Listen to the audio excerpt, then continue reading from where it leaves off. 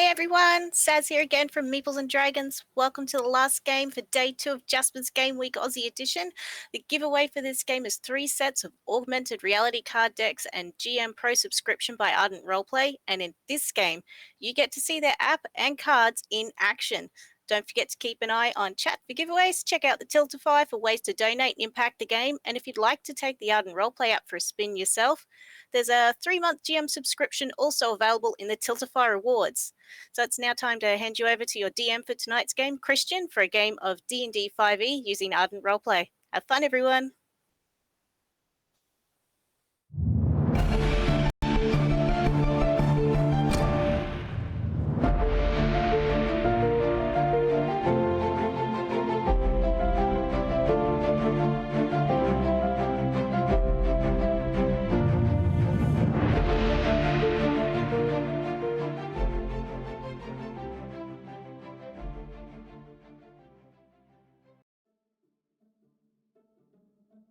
You working? Perfect. Lovely. Nice to see you all. My name is Christian with Hermes D&D.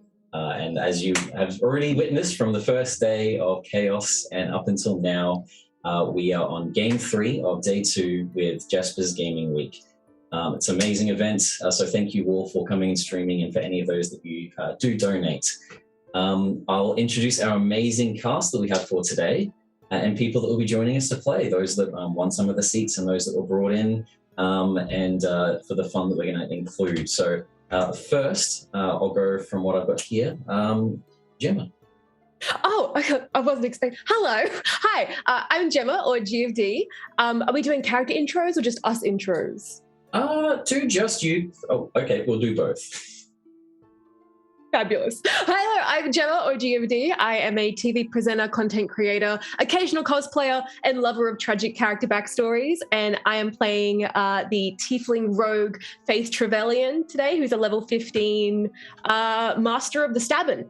I'm very excited to play her. She is a beautiful, a little bit haggard, on the haggard side, reddish tiefling with these glorious sharpened horns. And I'm very excited to cause some chaos today.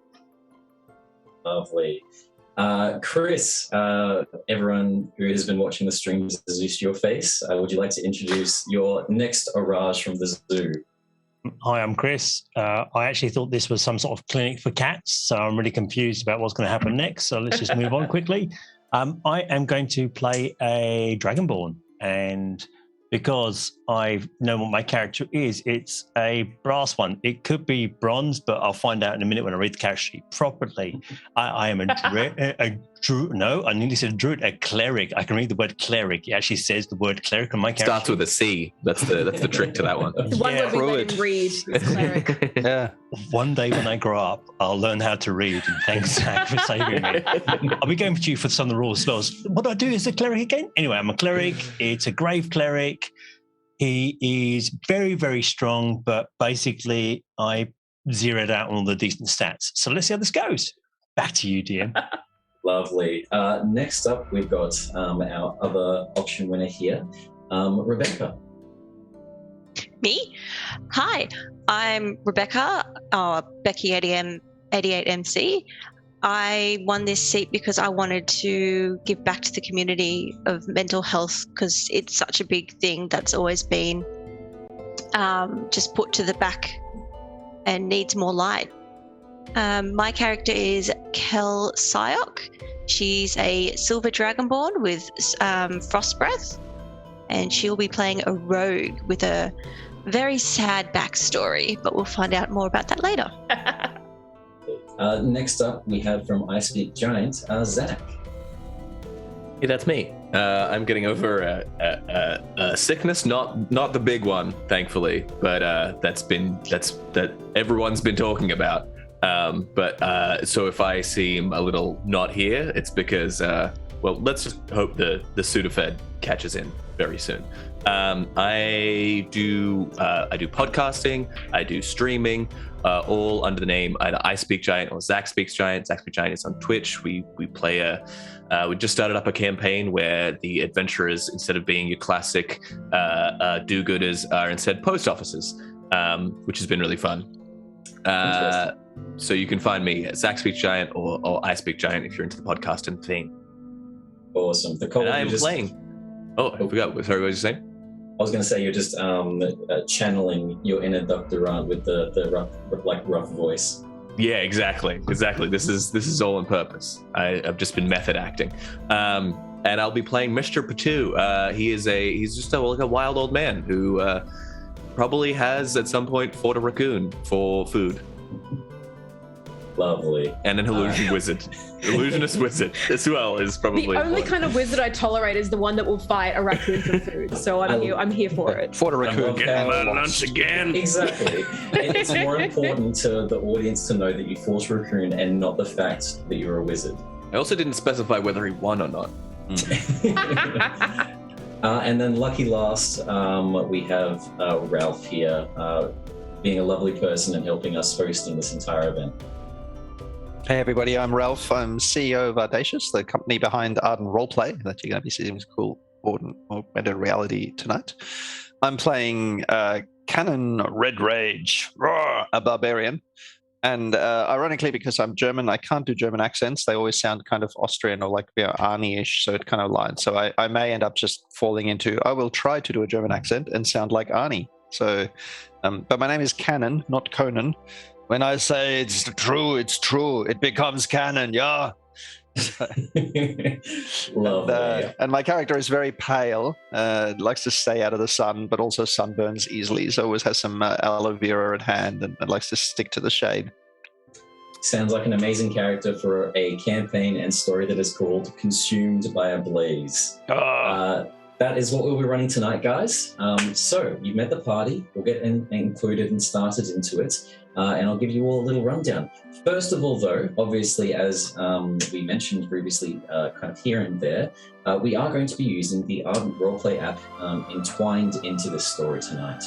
Because of that, we're actually got a little extension, so we're going for 4 hours until 11 p.m. for the last kind of session and story for the day. So we'll hover on that side. But if you're on Twitch and you can see the screen, you're not like driving and listening in the car. We have a spectator code down the bottom right, which is 1793256. If you download the app and join with that, you can take a look at some of the cards and we'll actually throw the first special one at everyone right now. So we should have the Temple card coming up and you will see the start of our journey. For all of you players, you recently had that fight with the Arch Conjurer, Crush the Collector, who had been causing problems in a kingdom, summoning all these different elemental creatures, earth, air, water, different fey beasts, shadowfell beasts, that was causing wreck and havoc. You all fought him back to his final bastion, his mighty fortress, that he had brought to existence with his conjuration magic, and eventually pushed him all the way to there, where in a last-ditch effort, he decided to try to summon a fire elemental and things from the fire elemental plane. The spell went haywire when he accidentally, however, summoned something too mighty for his control, and you saw this large red giant creature step through, along with all these other reptile humanoids, all ranging from 15 to 20 feet tall, knocking you out and pulling you back through the portal. The summoning's taking command. You all now wake up to, if you look at the temple card, on top of a ship. However, as you do wake up, you smell instead sulfur and ash and different biles and acid, and rather than the whooshing of waves, you hear the bubbling and hisses of magma and lava and fire. Kind of like stepping out of the cinema after a Lord of the Rings marathon, you're blinded by the light of just the surroundings around you as you all become accustomed and see that you are sailing across an entire sea of flame. What would we like to do? I'll give you guys a quick little thing and then we'll get started. Faith is just, as she comes to her feet, it's going to say, okay, like I know we're in like a thing of lava, but which one of you took the opportunity to fart? That is disgusting. Oh my God, smells like, that's more than sulfur. Well, not me. I haven't farted since 1792, so you keep those eyes away, those suspicious eyes away from me. I broke a nail. Oh, baby, no, we just got those done. Okay. I know. So we got to get you some more fiber, babe. That's not healthy. But let me have a look at you. Pack trunks. I did it on the stone. It hurts. Let me see that. Let me see. Give it here. Give it here. I'm going to have a look at poor Cal's paw. Paw? Do you have paws? Do you have like little hand scales? Claws. Yeah. Claws. Yeah, I'm going to take a little look. I'm going to give a little, there you go. You're going to be able to Thank you so much better. We'll take care of it. Oh, thank you. Pop, you see this conversation going back and forth between all your friends. You've all been adventuring for a little bit. What's going through your head at the moment? Oh, it was me. I made the smell. There's literally, I'm just slowly edging across the deck, just like, yep, and let a little flame build. I would like to make an investigation check to see who farted. Do the first roll for the night to see who farted. Give me because it's a smell. Give me a perception check because you're going to sniff it out. Oh, good. The rest of you all feel the shackles that you're all bound by get tugged a tiny bit to the left. As the tugging does happen from Pop, you do notice that across the shackles, your skin and even the clothing that you're wearing, you've all kind of been disrobed of all of your armor and gear and equipment. There's a faint red glimmer over your skin. You're not sure the purpose of it, but you do all clock that just with passive investigation and perception. What was our first roll of the night as you smell the fart? It was a 5. Lovely. She has no clue. I said stop looking at me. You start looking around, Faith. Nothing's passed from between these butt cheeks since the old days before the Great Wars. You hear me?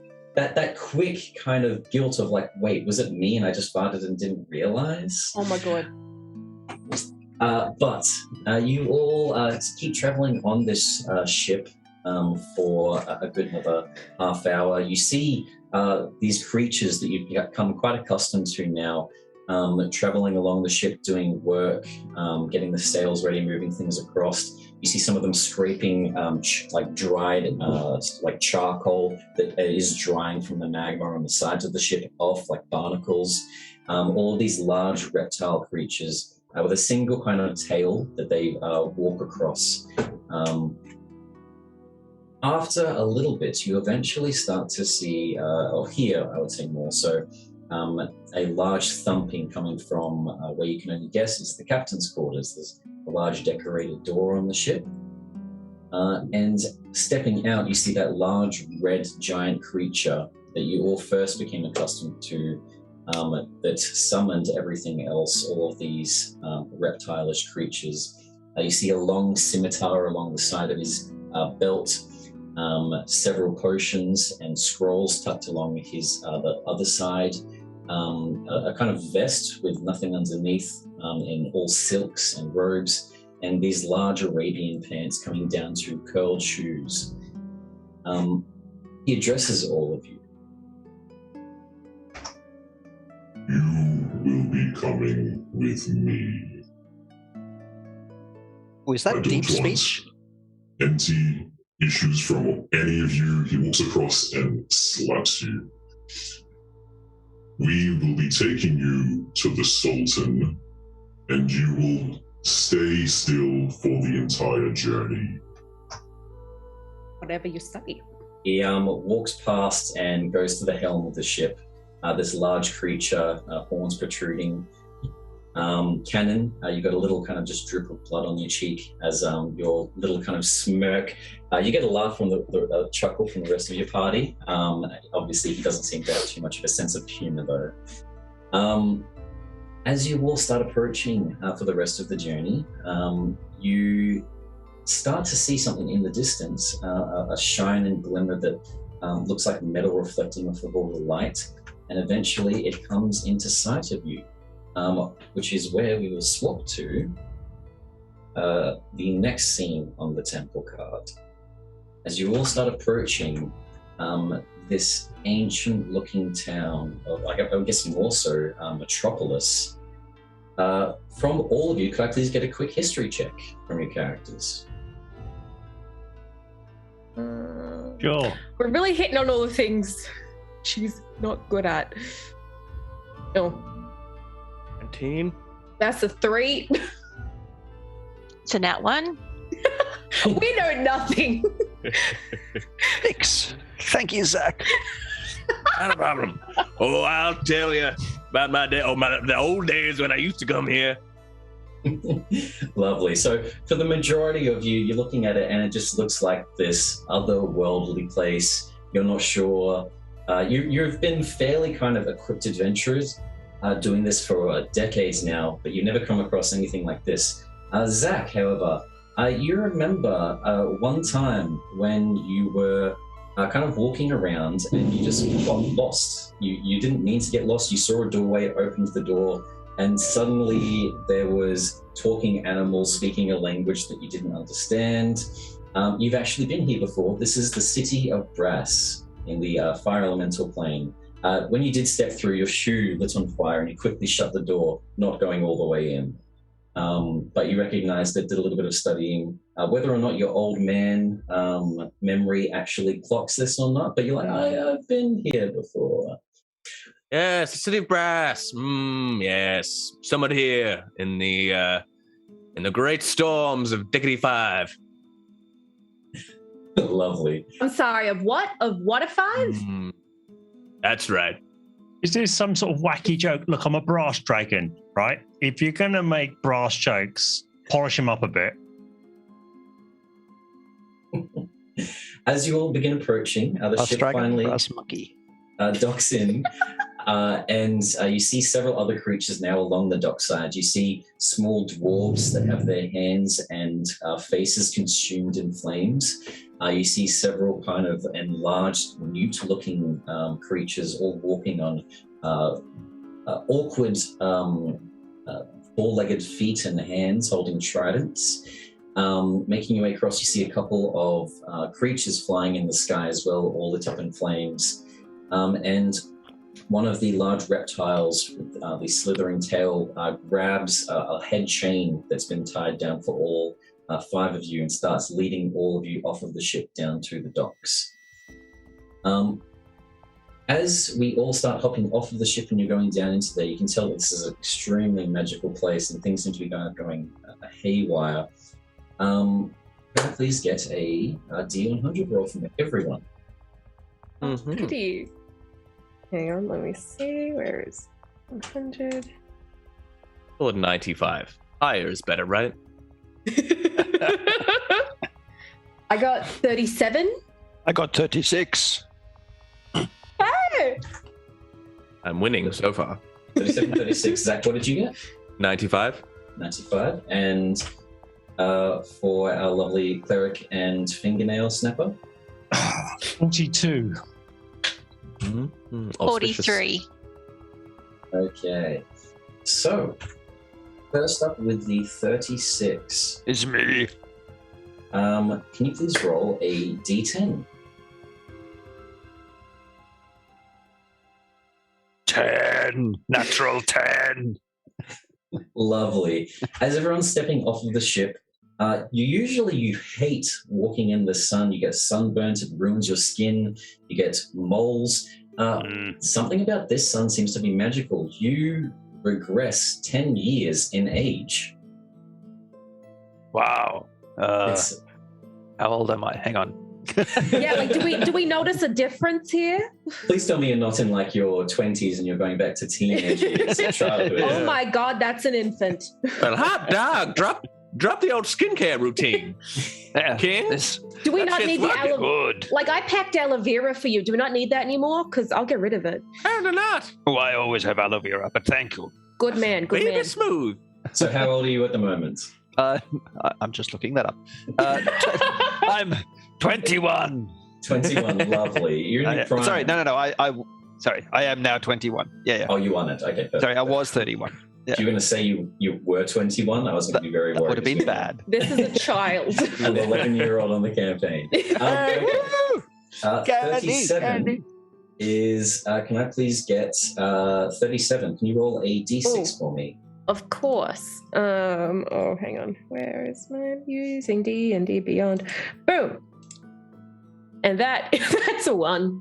1. Lovely. That's As a you're 1. walking down and everyone's walking down, you see a creepy kind of salesman walks over towards you. It seems to be a tiefling. So, hey! Hello. Hi sister. there. I've never met you before. I'm not sure if we're related or not, but I have a gift for you. And he quickly flashes you. He does have clothes on underneath, though, and you see thank God. inside there's hundreds attached to all of these little stitches, little yellow creatures. He pulls one off and says, for any of my brethren, and throws it to you, and you now have a flump. I got a what now? A flump. What? Out of character, what's a flump? Just real quickly. What's that? Yes, let me throw I'll describe it for the audience as well. Thank you. Quickly kind of floating through the air and then attaching to your shoulder is a yellow and blue octopus that floats in the sky. It's got 2 eyes that come out on other octopus tentacles, and it kind of sits there softly touching you.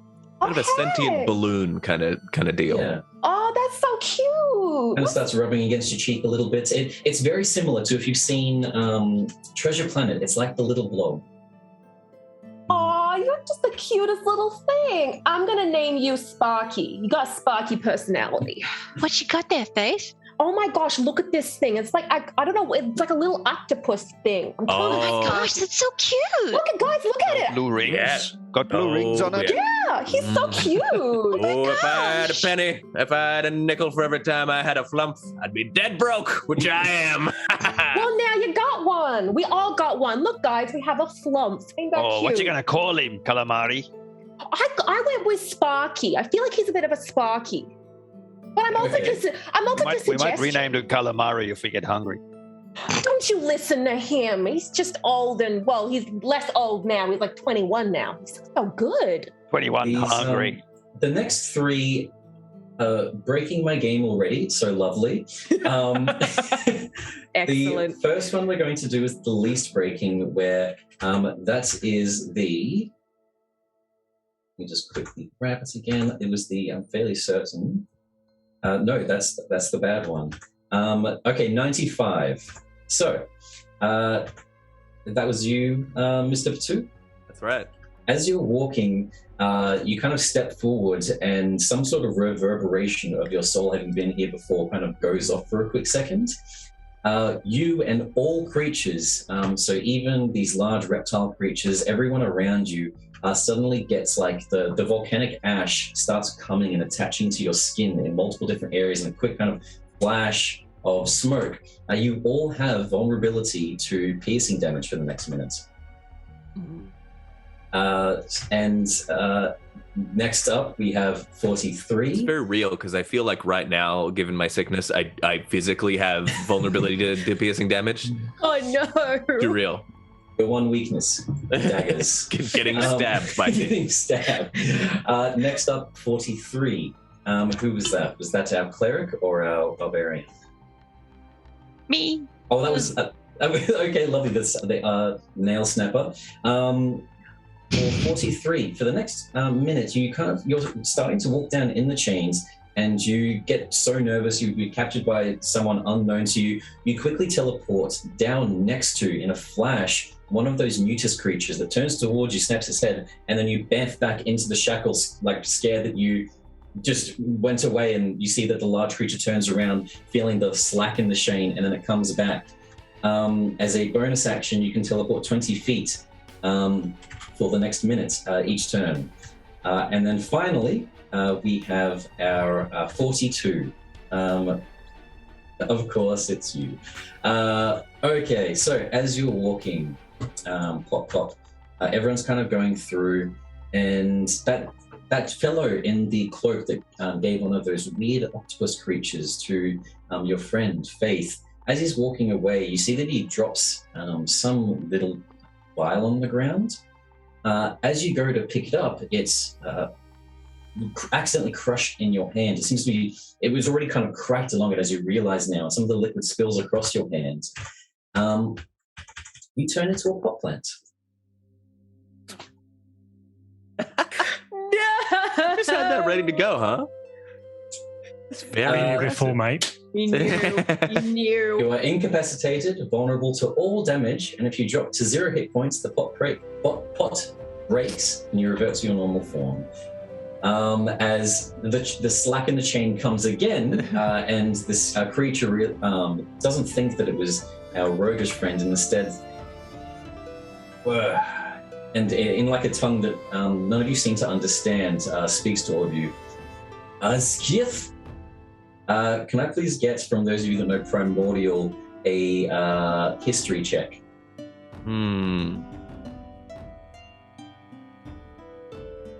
Too distracted by my new friend. What's our actual order? Like, are we in one straight line or? One straight line, and you guys can decide if you would like to be in any particular order. Was that 17? Because who would be behind him to just pick him up? Considering the fart, I'll say he's probably at the back. Drag him along. Oh no. So the pot plant just kind of being pulled down the wooden ramp. I got a 17. You can kind of gain that whatever he's speaking seems to be some sort of like subtext or like sub-language that's diverged off of Primordial. And you understand bits and pieces and words, and the one thing is just all that you understand in between the sentences was what and fuck. That's all I need to know. He turns back, and you see that he kind of pulls out a sword and points it towards, let's say, Faith, who's right next to the potted plant. My hands shackled, by the way. I've like maybe just. They're shackled together. Oh, it's like. So you can reach down and grab it as he lowers the sword and points towards the potted plant. Hey, come. Let's ease up on the stabbing, okay? That's more my department. He's a plant. He's fine. That's okay, Faith. It's okay. I believe I can act as some sort of translator between y'all. I believe he's asking you to become a gardener. You had always had quite a green thumb. Oh, really? I believe so. I'm a little rusty. I'm a little bit rusty on the old Primordial. You know, I like that better than what he's probably saying. So, should we answer? Is this an answering thing? Shlata! Okay, he's angry. Maybe just give the old pot plant a scoop up, but then we can be on our way. I'm just gonna, with my little chain hands, just pick up the pot plant and just. If I find out it was you that farted, I'm gonna drop you. One of the leaves like wilts off a little bit. I saw that. And this creature puts the sword back into his belt. As you guys are walking, just to start learning these creatures, could I please get, we'll do it, a history check from everyone as you start making your way off the ship. Advantage, however, for Mr. Patu, as you've been here before. I don't see this going well. 29. I'm shocked. That's an 11. That's the best I'm gonna do. 4. 11. 11. And what did our potted plant get? Sorry, I was too busy flowering. 9. No, hang on. Like that Kel and I are so in sync, we both have terrible history checks. Mr. I just have terrible history. As everyone's walking down, you start remembering back to when you had walked through the door. You got extremely interested, wanting to learn about where you had just kind of nearly stepped into. You know that the creatures leading you are salamanders, large creatures that usually deal in slave trading from the fire elemental plane. Oftentimes when they do come to the mortal plane, it is to capture folks. You also recollect that the person, this large red demonish-looking creature, is actually an Afriti, one of the genie subdivisions, and one of the progenitors of usually the Genasi race. Usually fire Genasis are the offspring of children that are human and Afriti. But you know that they are extremely dangerous themselves. And also it's like dealing in sort of slave traders. They'll usually sell them to oftentimes either the Sultan here himself, and you actually know the Sultan's name. The Sultan of our lovely city here is Murak And Sultan Bran. Oh, no. Al-Harak Ben Lazan. He is a Afriti who is almost on god status. People that know and speak of names such as Strahd and Mordecai and famous people from history in the world also speak of Murak as one of these people that has gone into almost like demigod status just from how powerful they've become. Old Mark, I call him. He name a tight. By tight, I mean he does not know me. But you guys walk off of the ship as this creature leads you. You see the captain, that large Afriti, starts stepping down with his huge footsteps as well. And you guys are on the dock as they're unloading the ship. Who has, let me actually check here. I should be able to check this. 16, 22, okay. Kelvin, with your insane passive perception, you notice there seems to be some like blue figure flying across the sea of flames towards you guys from behind the ship. You like turn your head and quickly clock it for a second. It's Smurf. It's coming into view, getting larger and larger at a pretty high speed. As this is happening, can I please get a wild magic surge for Faith? And I'm also going to do one for the creature that is leading all of you. Is that It's too big, it's not Smurf. That's a D100, yeah? Yes. Okay, cool. Here we go. Oh god, please be good. There's nothing good in my mouth. There's nothing good. No. 11? 11. So, let's see which one is more interesting first. When I see this creature coming, I just go around and go, Faith, do you see what I see? What? Sorry, I was busy holding the pot plant. What's up? What's up, bub? It's just this massive blue thing coming towards us. I don't have a hand free to adjust my glasses. Oh, what is that? Could I please just quickly get, who would like to be at the very front out of our Mr. Batu and Cannon? Me. Okay, lovely. As everyone's walking, and you see this creature getting larger and larger, you start to see there seems to be like a cloud of smoke under it as it's flying towards you all. Cannon, however, you're distracted by this salamander that's in front of you, begins almost like glowing like the sun itself, supernovaing, and is now bright light. You were also blinded for the next minute. As the Blinded and rubbing aloe vera on self. Good ride. You quickly get blinded, you're having a panic attack, all these different things happening. Faith, can you roll a d10 quickly? Yes, can. That's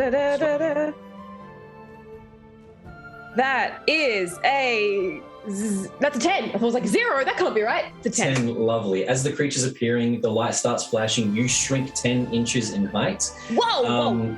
As everything kind of just goes down quite a little bit, as you're now probably shorter than Kel. And the creature that comes into sight starts throwing magic at all of you. The chain breaks as these kind of mini tornadoes start flying through, smashing into boxes, into the chains. You see a lot of these salamanders start pulling up their tridents and throwing them at this creature. And you see the Afriti starts bounding down and also starts stepping on like the sky itself, but he's stepping on little platforms of fire as he starts flying in his walk. You're all there. The chains are still connected to all of you. You're holding a pot plant. One of you's shorter, one of you's blinded. What are we doing? I'm the hot-footed folks. Let's get out of here. This is so... Oh my god, I got tiny legs now. I got tiny legs. Are we running? Running. Oh, we're running. Are we running? Okay. Oh my gosh. Cal, you with me? Okay, look, we're running. We're going. Hop two. Let's go. Hold this pot plant. Which way are we running? Which way are we running? Away. Oh which god, way is away? Someone grab him. Someone grab Cannon. As you guys are running away, could I get a quick perception check from everyone to see which direction we're going? We all go in different directions on the same chain. What's it? Sorry, perception? 5 minutes in, split the party. Yeah. That's an 18. Oh god. That's a 1. Oh my god, that is a 20, but 7. Natural 19 plus 1. Natural 20. Lovely. As you guys are going, you do manage to spot that there seems to be the main gate. You see more of these salamanders and more of the Afriti. You're not sure if they're on the same side, but you do see a side alley that kind of goes on to like this sandish color around to the right, and you actually see humans there. All of them seem to be chained, however, but it does seem to be the safer of the two paths that also winds into the city. Let's head off towards the humans. Okay, just wanted to see if we wanted to try to balls it through the gates. I very nearly considered saying, let's go through the tough one. But... Okay, lovely. So you all start heading in that direction, running off. As you are running and start kind of ducking towards that way, Kel, again with your passive perception, you notice this gem falls out of the Afriti's pocket and bounces, and by destiny or fate lands in front of your entire group as you're running, landing in front of Cannon's feet. He starts kind of running past. Did you want to scoop it up? I do. Lovely.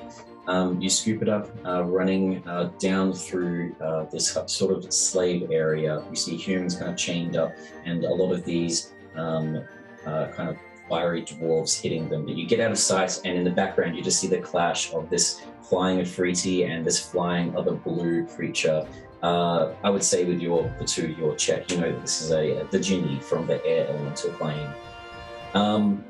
But you will make your way away, and that is where we will switch to the next scene.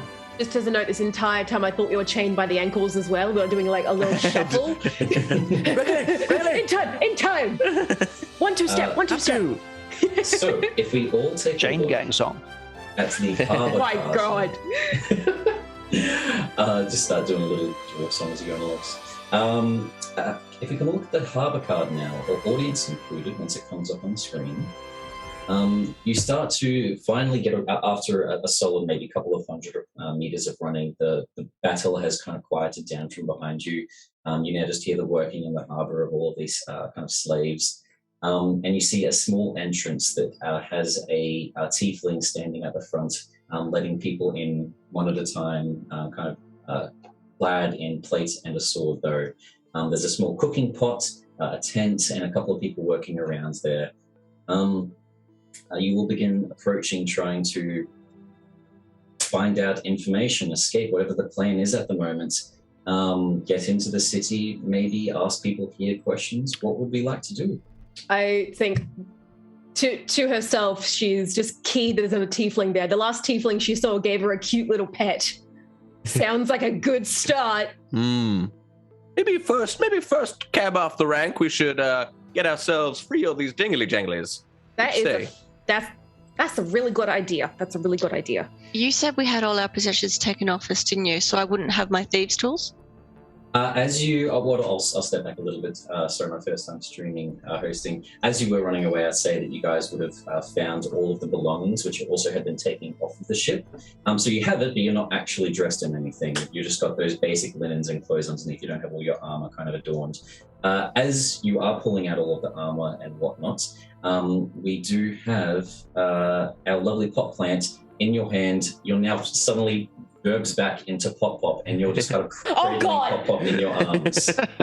Oh, hey, buddy, welcome back. That was deeply inappropriate. I was rooted to spot there. The photosynthesis is awesome in this place. Can we turn him back? Is there a way to turn him back? What does it feel like photosynthesizing the very sun around you? Very earthy. I'm gonna put you. Great to have you. I'm just gonna put you down. Put you down over here. Good job. Oh, escaped. That was brilliant. How did I do that? That was incredible. I've got magic skills. Christian, can I just use my thieves' tools and unlock us all? More than fine. Give me a dexterity check and add your proficiency to it. Can I just try to strength break them? I would say you're probably already out. No, I'll do faith. So I'll just try and snap faith. Okay. Go ahead. Got this. Am I still blinded? The blinded is gone. As it starts to disappear as you finally start to arrive to this area. Faith, you also grow back in height. But what I'll do, because it's a nice little friend, is the flump does stay. The flump stays on your shoulder. Oh, I didn't realize that was not going to be a thing. Okay, hi, buddy. I thought I was going to have him forever. Oh, you are look, now. little cooking pot. I wander over to sniff at what's on the cooking pot. Ooh, smell good. As you're going over Cannon, what do we get for the dexterity check quickly first? Did we all do a dex check? She was trying to quickly unlock all of you. As she's doing that, she snaps a second nail. And pop, you kind of like quickly go across, snap everyone's hands there. Oh, babe, not again. Yeah, look, don't take this the wrong way. I just need, if you could do an illusion, I need a towel. I just need to get changed into my full plate mail. It will take me, about a day, but, D&D, right? I just need a moment, a towel. It's a pop-up. As you're walking over to the pots and everyone starts kind of slowly trying to adorn whatever armor and equipment they've got, taking quite a while, you take a couple of steps over and you get distracted by a second. You see the cooking pot, but you also see on top of the boxes next to the cooking pot a couple of glowing red chilies.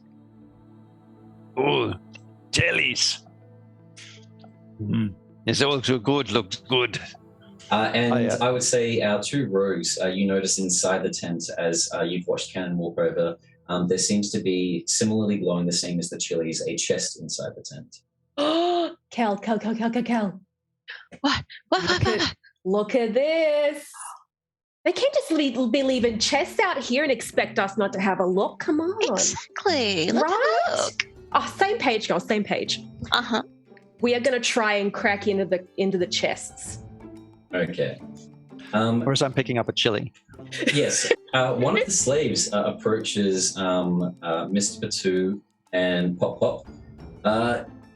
You guys, what are you putting armor on for? Are they hiring you for mercenaries? Usually they don't let the slaves do that. Yeah, it's more a look. Watch. Oh, you look fabulous. Thanks. You guys look very good.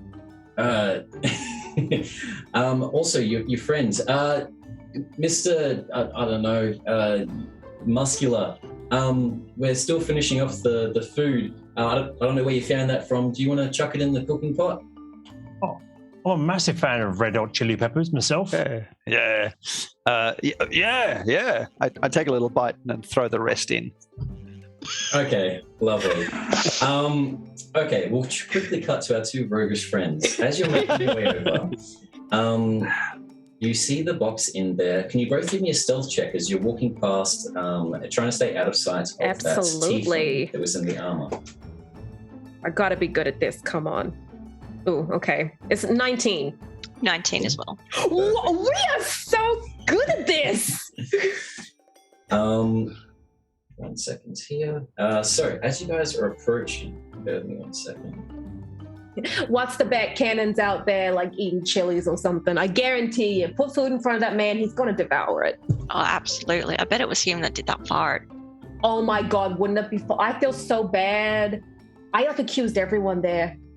I'm starting to think it might have been actually me. No, you don't do them that bad. Oh, that's right. No, I get it. Thank you. You always got my back.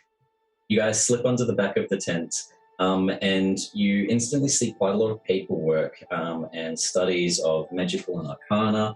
You actually see scriptures and scrolls writing up something, you're not really sure, but you see pictures of chilies. Beside it, you see the large chest. And can I please get a lockpicking check from whoever would like to? You can do it with advantage as you guys are helping each other. Do you want to give that one a crack? My nails are still a bit okay, sore. no, we can't afford to lose another one. Your hands are too precious. Mhm. I'll have a crack at this one.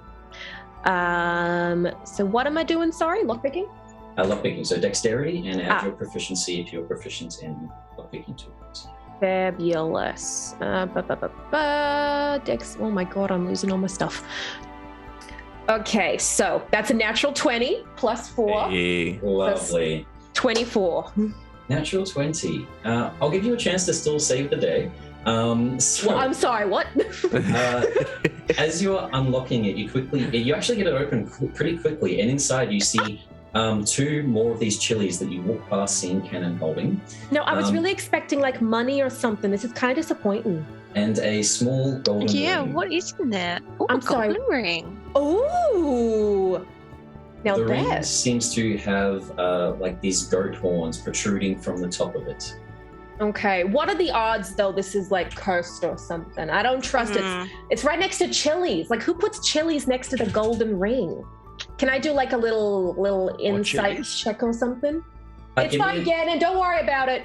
Give me a quick Arcana check. As you turn over towards him, you're doing the quick Arcana check. You do see him about to bite onto one of those glowing chilies that you saw inside this box with the schematics. I probably should have asked for an Arcana check because I've got a plus Gannon, 0 stop. to wisdom. That was an 8.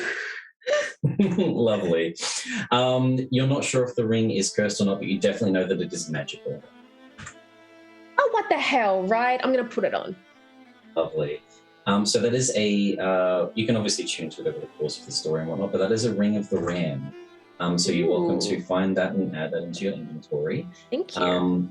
When you see Cannon about to tune it with the natural 20, I'll give it to you. It was a lock picking. Is there anything you would like to do, or is you just going to let him munch on the thing that you've seen magical schematics about? Well, I think Kel just turned around to tell him to stop, so I'm going to follow her example. Oh, and okay. Like, Cannon, what are you doing, sweetie? That's not good. That's not good. They've got like ones in here next to a golden ring. I don't trust it. We'll get you food later. Food later too? Yeah, more food later. Oh no! No. Yeah. We've been taking bets to see how long it took to come out the other end. Cannon, could you give me? Let's do a wisdom saving throw to see whether or not you Kristen, listen. I just want to throw a dagger at his hand to try and knock it out of his hand. Yeah, give me an attack roll. Oh my god! I love how quickly this has turned into chaos. What did you get for your wisdom save? I got big 8. 8. What did you get for your attack roll? 19. 19. Okay, we'll do that versus that. So you're about to chew onto it. Your teeth kind of start pushing into a little bit, and you actually feel flames hit your gums as the knife slams into the, we'll say the chili itself, pushing it into the fire. Just quickly checking here, everyone's able to see the cover card? Yep. Yes. Lovely. As it falls into there, we see the following happen.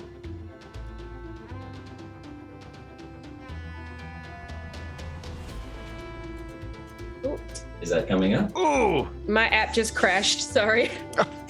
I'll be right there. That's fine. As the chili flies across and falls into the pot, you see a flash of bright light that quickly goes off, and from let's say just our barbarian, and then also all the slaves close by and the tiefling guard, a dexterity saving throw. You will have advantage. Popping candy. You'll have advantage due to your danger sense. Did you say we all have to roll? No, because no one else was close to the cookie pot. You're all lucky with where we were standing. Oh no! The card 17. didn't change for me. I didn't get the magic. Just standing next to the mage, it's like, well, that wasn't us. This is unusual. Oh, okay, that's. Oh dang! Okay, yeah. With the explosion happening, you take 25 fire damage as the chili seems to set off a fireball inside of the cooking pot, exploding. You see several of the slaves all wounded on the ground, kind of clutching at themselves. You see the guard is now also on the ground, disposed of at the moment, kind of like, looks like they're concussed, trying to kind of get their bearings. The 17 wasn't enough. Is that what you're saying? Or that's 17 will pass, so you'll take half of that. okay. So while the god is concussed, I'm going to cast a minor illusion of just rock over him, where it just it covers him, essentially. Lovely. And then use a bonus action to make it real. Lovely. of a me or? No, the guard. The guard. It's like, oh, weighted blanket. Nice. No. The guard kind of starts standing up and puts her hands, like for a second you just hear a shout of confusion, and the hand kind of goes through the illusion trying to like see if it's real or not. You see a couple of fingers poke through and then it solidifies around the hands. And you just see the guard fingers sleeping. Kind of frantically going around, and it's now echoed crying from underneath. Hush now. Keep it quiet. You see a couple of these slaves all kind of turn around, confused, not really sure what's happening, and a single one of them shouts, "Guards! No, don't be a snitch!" I'll teach you what snitches get. You see a couple of the large salamanders and those newt creatures with spears all start running down. They're still in a far distance towards you guys, but looks like herding you inside the city gates, almost like you're being railroaded so the story progresses.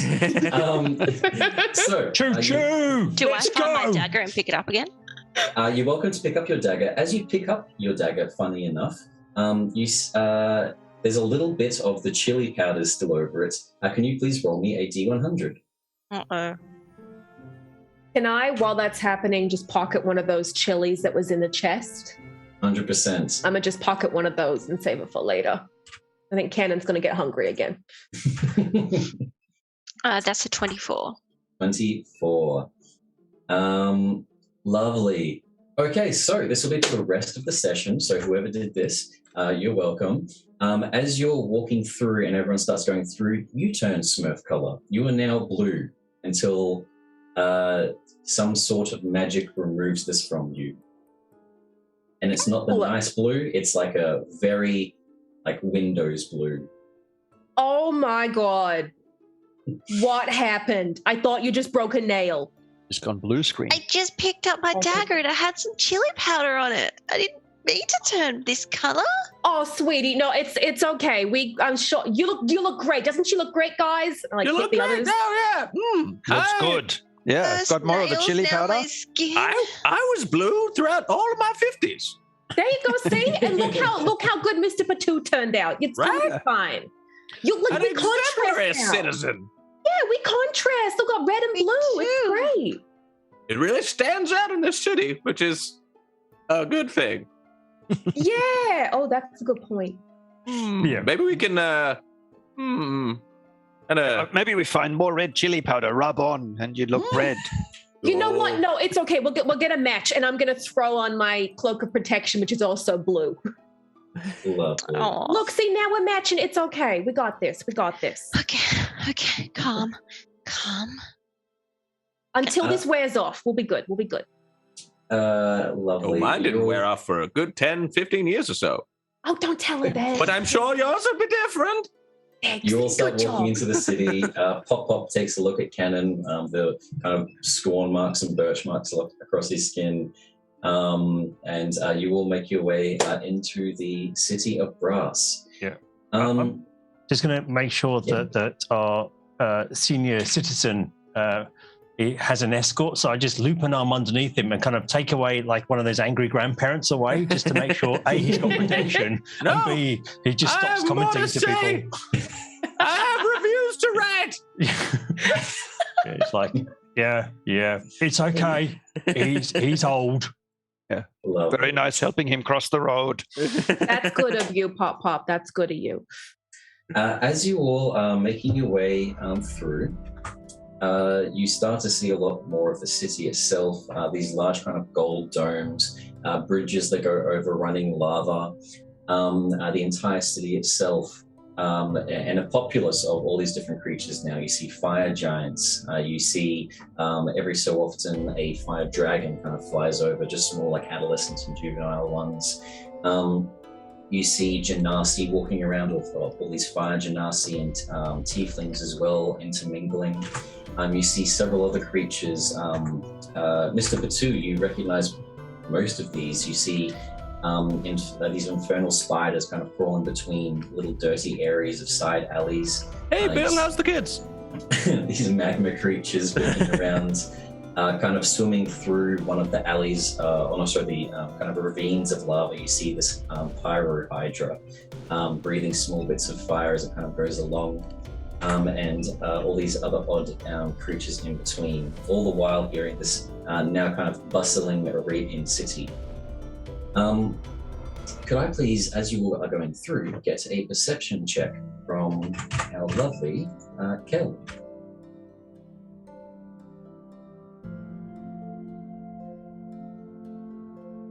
17. 17. As everyone's kind of walking in front of you, Pop's trying to keep Mr. Patu in line as he keeps trying to talk to every denizen. Faith is having small kind of conversations, like small country town where you recognize everyone. She's talking to a lot of the tieflings. Like, oh! And Cannon keeps trying to take food from the stalls that is payable, and you guys trying to keep him out of trouble. You notice the gem, the one that you're holding, begins to start to kind of like shimmer and glow for a second. And if we could get the next card that should be coming up for all of you, the idol card.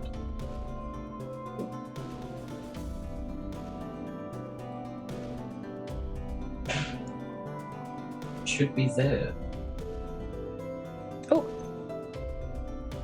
Yep, just appeared for me. And we'll change it to this view as well. As you see in your hand, it kind of starts hovering about maybe like a couple of inches off the top of your hand, and light kind of starts shining from it, and then glancing into your hand with a little puff of smoke.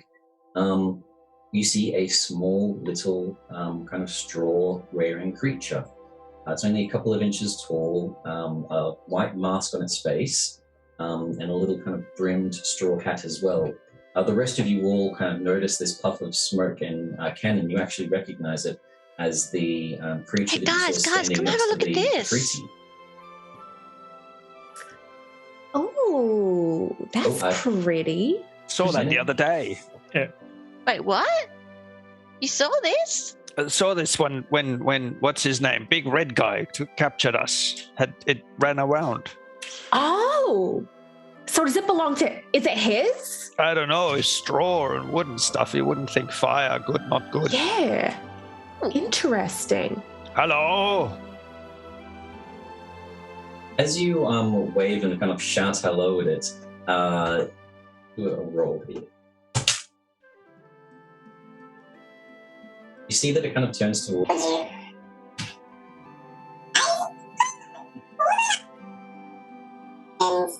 It quickly runs behind one of Kel's fingers, ducking behind, kind of peeking around, looking towards you with its masked face.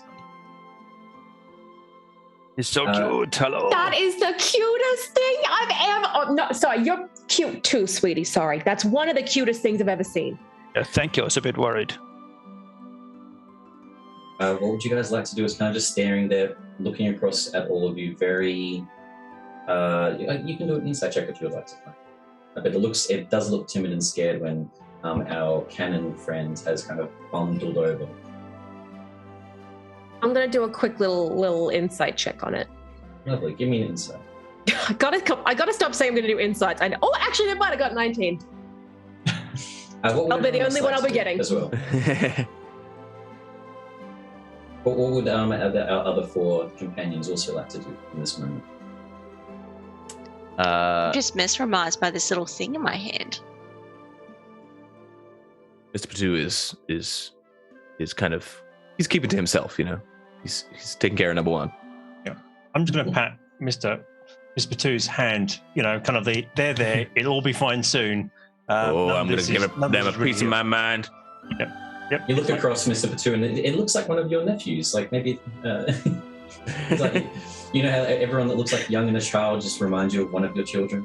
I go close now because I've seen it before. I'm sort of running around, and because I'm a barbarian, I've spent a lot of time in the wilderness, so I'm sort of like, ooh, you know, talking like to a small animal that I'm trying to soothe. Lovely. Give me a possibly to catch and persuasion eat. check. The creature, as you kind of go over, Faith, to check if it's okay, you see that your little flump kind of travels down your shoulder, and the flump and the little kind of creature start kind of interacting and talking back and forth. And you can see with your insight check that the creature seems to be extremely skittish and nervous, and is trying to, like, even though it doesn't have eyes, its mask is like constantly, as it's talking to the flump, still looking back towards each of you, Cannon, Kel, the person holding it. Seems to be very afraid. Guys, he's just a little guy. Look, are they communicating? He's okay. We're friendly, right, guys? We're good. We're safe. You're okay, little guy. Friendly. Yeah. I got an 8 on that persuasion. Oh, an 8, lovely. As you friendly, it poops away in a smoke again. And the gem that you're holding, Kel, kind of, the magic dissipates and it floats back down, just resting in your palm. It's okay, baby. We'll get him back. I'm going to get him back on my shoulder. We'll get him back. He's just scared. Just a little scared thing. Not surprised. We're in a city made of flame. I breathe flame. I fart brimstone. That wasn't me beforehand, by the way. Oh, nice save there. But, you know, I'm just hazarding a guess. It's probably, you know, detrimental to its health. As your spiritual voice here, I'm suggesting it's a terrible idea. We should stick it in water, like a potted plant. Help it grow. So wait, no, are we waterboarding it? Is that what you're suggesting? I like it. No, don't like it. I was being facetious. I agree with Faith. We should waterboard it. This wasn't what I meant. Oh God, no. I didn't mean it, sweetie. You know I didn't mean that. Remember, you told me that story in your 40s, or two. Oh, yeah. I had a grim 40s. You are not taking my little friend from me. Oh God, I just dropped my phone. As you all deciding whether or not to waterboard the little sprites that you've seen in front of you, you all hear a echoing. Find them now. Oh no, it's the They're hot in one. the city somewhere. I must bring them to the Sultan, and you must find that amulet. Oh, do you think he means this one? He means us. How many amulets could be in a city, right? He's probably looking for someone else. What are the I'm sure chances? it's not this one. I'm sure this It's is just the place is probably lousy with amulets, right? Amulets coming out of the kazoo. Yeah. Totally. Maybe if we help him find them and the amulet, we get reward. Look, we just need to stop a second. What's up, Papa? I was a plant and I missed in vast bits of information. I was on a boat. Someone was farting. We got off the boat. And then literally all I remember is you know, being in this camp and someone eating stuff. Why is this bloke chasing us? Oh, okay. Well, I'm probably the best person to ask here. Someone with higher wisdom than me, you answer that question. Pop, as you're just thoroughly confused by everything, can you give me a perception check as you're just trying to assess what the hell has happened in the span of you disappearing and photosynthesizing? Sure. I'm a cleric. That's a 10. 10, lovely. Yeah. You notice, you see the salamanders and the Afriti have turned down one of the main streets you guys are coming on towards. And the only way kind of away from you now seems to go across this bridge, and you see kind of plumes and smoke billowing from that distance in the direction of where you would be being led in towards. Right. This is the Waterdeep plan. We leg it. I like it. Like it. It's Legging different. it It's to it. unusual. Legging it seems to be like our team maneuver, and I really like that for us. It's worked Run! every time Stop we've done talking and run, you it. lunatic! Oh, yeah. We can run and talk at the same time. Come on, let's go. Lovely. this one there did the fart. You don't want to help find these people and the amulet? You guys start kind of running along and eventually do kind of make your way across the bridge and start to enter what seems to be like a bit more of a industrial section of the Brass City. You notice Mr. Batu, you see written again in this kind of like distinct primordial that you don't quite understand, a title for the area, and the words that you can kind of grab seem to say the Dragon's Furnace. There's a couple of other signs and stuff pointing off directions, but you're not quite able to decipher the rest of it. But that seems to be what this area of the city is called. Is he reading those signs out to us as we run past, or? Vaguely. Oh, the Dragon's Furnace might be a pub. Just mumbling. Yes. It's the Dragon Furnace. As you all do start arriving and kind of come across that bridge and enter this other district of the city, you see 3 large fire giants and several, quite a lot of several of these small kind of fire elementals picking up coals, moving them, dumping into different areas.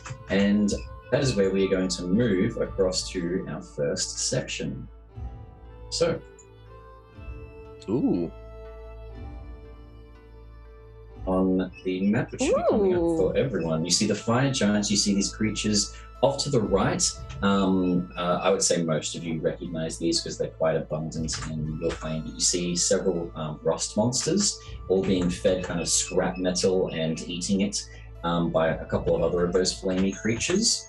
And then on a palisade, just ahead of you, past everything, you also notice these 2 kind of human-looking creatures made out of just magma itself. They're very short though. They seem to be about like 3 to 4 foot tall. And as you are all approaching, both of them seem to have like bottles of whiskey in their hand, kind of sitting there shouting obscenities and whatever things they're kind of yelling at the moment. But what would we like to do? Are we approaching from the east or from the... I will bring the characters in. Give me 1 second. The west.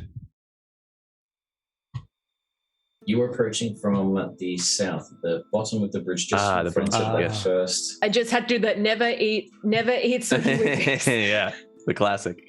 I'm not good at directions. Oh, there we go. Cool. So is that... There's like a dude facing us as we enter. Yes. Cool. Well, there goes the element of surprise. I never let go of the element of surprise. Fire, water, earth. Oh no, I forgot. The prize. Yeah, there's a 6th element. It's called surprise. Nice. I want to be a surprise elemental. Well, I guess when we are we under the impression that we're under the impression that everyone's looking for us now. Yes, as far as you can kind of tell, you're not sure who and who isn't working for this Efriti, but you do seem to tell that the kind of what you can tell from like the city guard of the salamanders working under him as mercenaries, and the newtish creatures seem to be chasing you all. Okay. I'm gonna pop the hood up on my cloak, and I'm just gonna try and see if I can hear any chit chat from anyone at the little tables, or I can't tell if it's tables. Anyone around the camp that could give us an idea of where we need to be going next, or how to get out of the situation. Give me a, also, just test it out for me quickly, but I should have just assigned one of those to each of you so that you can explore this map as we make our way through. So give it a little move around and then just put it back there. Here she is, yep. So, as you make your way up, give me a perception check. Okay, I'm gonna head over to like kind of around here-ish, where I can kind of get a good, okay, perception. Oh, God damn it. Oh, that's not great. That is an 8. Not quite sure what he's saying. You can try again, but you're probably going to need to get a little closer. Okay, I'm going to shuffle a little closer. Head still down, kind of tilted towards the ground. While you're heading over, what would the other 4 like to do? You're kind of like trying to figure out where to go. You're not really sure how to escape this entire area itself. You were traveling on a ship when you woke up. What's the plan? Super quick question, DM. Have we seen any other humans in this? At the slave quarters, right at the start, chained up. Otherwise, no. Okay, so turn to Cannon, Miss Potato, and say, look, we're going to go with the Baldur's Gate deception, right? You're the prisoners of Kel, so chain yourselves up immediately. You're whatever she has. It's a brilliant plan. Worked last time, sort of. Works every time. Works as often as running away does. Right. So you're because she's now. Oh God, she's a bright blue silver dragon. Oh right. Well, okay. That goes out the window a bit. What about the tiefling? Well, I'm a brass dragon, so I look like I'm a native. Watch fire. So this isn't going to work particularly well because I've got the charisma of a brick. Remember that. But you're going to be prisoners. So you know. Maybe you should lead us over. I see a little campfire. It might have some food. Lead us over there. I'm not taking you to food. We've had this problem beforehand. It never goes well. Kenan, as you mentioned, the tiefling and the fact that Faith may be able to be your captor for Pop Pop's plan, and you kind of point over, the little creature pops out in a puff of magic again, and then sees all these huge fire giants. And you see kind of like skittishly like shakes and a spoof of magic kind of floats off in this little puff of dust. And as you're sneaking over, Faith, it hits the back of you. Can you please roll me a D100? Oh, no, you're kidding. Okay. Just for reference, I got a 50 on that perception check. Okay. Oh, God. If I turn into a sheep right now, I'm going to scream. That is 44. 44, lovely. So as you're making your way over, you start to kind of hear bits of conversation of the fire giant is kind of issuing orders. Okay, make sure that they've completed the smelting down they need to. The Battle Delver brothers have got all their hands work and busy inside there. Also, we should be getting another shipment of iron to feed the rusts down from the seas. And they're asking if we can cast another one of the protection investures on the humans, just so they don't burn up. So you managed to catch the last little bit of that. Okay, Dildo Brothers, something about feeding something, and whatever that last thing was. Perfect, I got all that. Some magic about sunburn. I want no magic about sunburn. Excellent. Okay, we got that on them. Aloe vera, put that on the shopping list. Great. Lovely. And you got a 44. I did, yes. That is, you also, similar to your friend when you saw Kel be able to do this, you teleport right next to the fire. They're talking around it. Hello, hi, guys. Sorry to interrupt. I was standing over there and I just had to come and say hello. That's okay. Why? You don't keep them chained up? I don't. Oh, them? Yes. Oh, no. Warehouse trained. Yeah, I find that. You let them speak back to you? Okay, no, I see. Okay, no. I find if you let. Remember, we're going to be like prisoners. Oh, right. Shh. I'm just at the back, like, trying to hide because just I'm smacking him. As you're all trying to act as normal as possible, in a puff of magic, the little creature appears again, and Mr. Batu and Kenan, you both kind of catch its eyes for a second as two more of those little puffs of magic. Don't do that. As I'm explaining, I find that if you let them walk around, they're much more willing to do what you say because you're offering freedoms. You've got to give them a taste of it. No. As Faith is really trying to explain, complex. The creature looks towards you with its small mask and then freaks out for a second. And can both of you roll a D100 for me? 43 for Mr. Batu. I'm really relying on nothing going wrong with this explanation.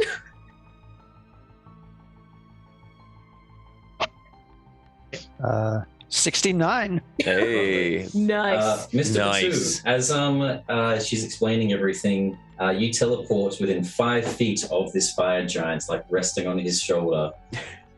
As you now also can teleport for the next minute. And my companion will tell you all about that theory, won't you, darling? Yes. Yes, honey. You see, it all started back in my 30s.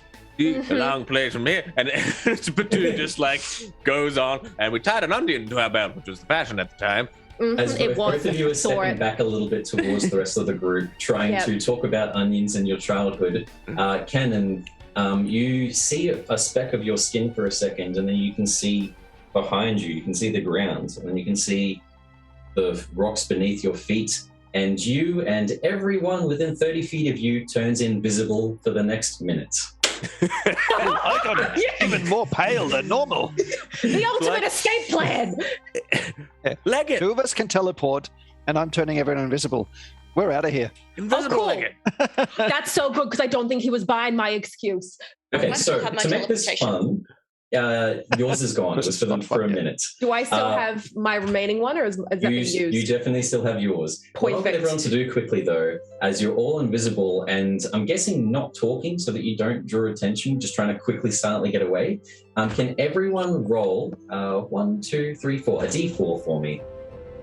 Okay. Oh God.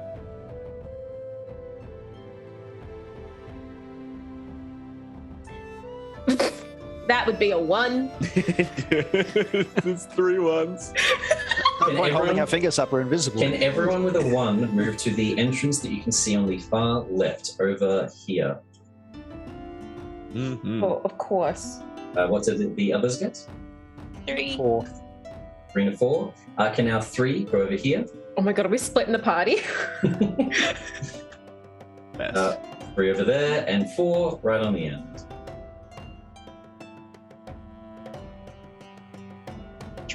So, what you all see ahead of you, let's cut this open. Oop, oop, oop, oop, oop, oop, oop, oop, oop.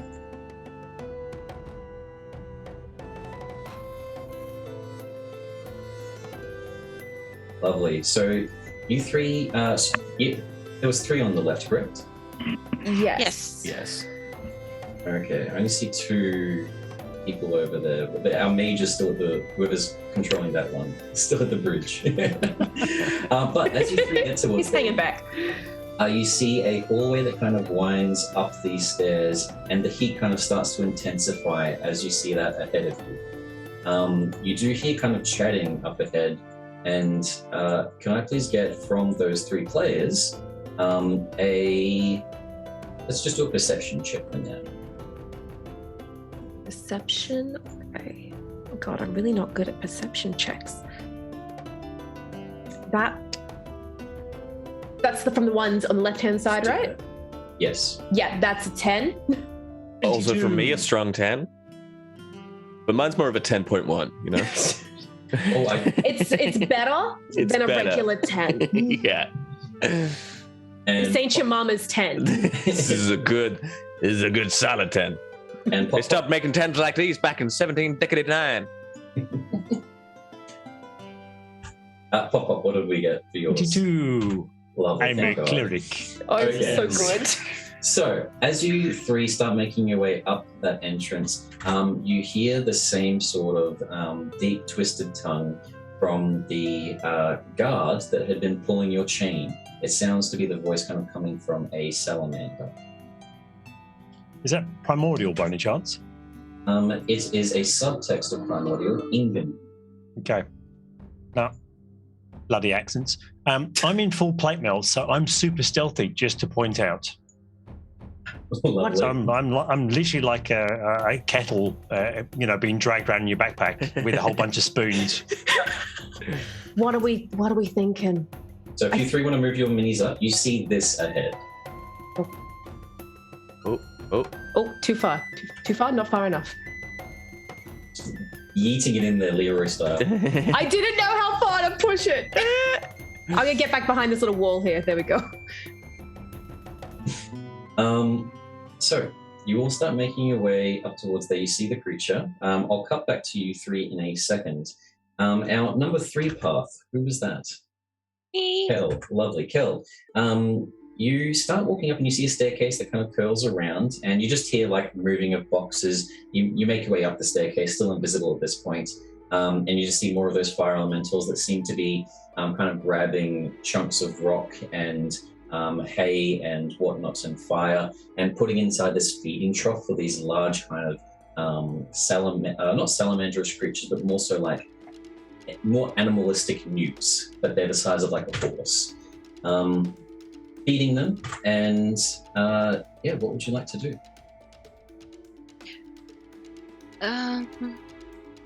Do they look like a threat? Do they Not really. They all seem to be pretty peaceful at the moment. I'll just continue to watch until I see something suspicious. Perfect. And number 4, you notice the same thing. Up ahead of you, though, will clear up all of this as you also hear one of those salamanders, but you can't see it. So how far can I see? Like all the bit you cleared up? Yes, all the way to that back wall just there.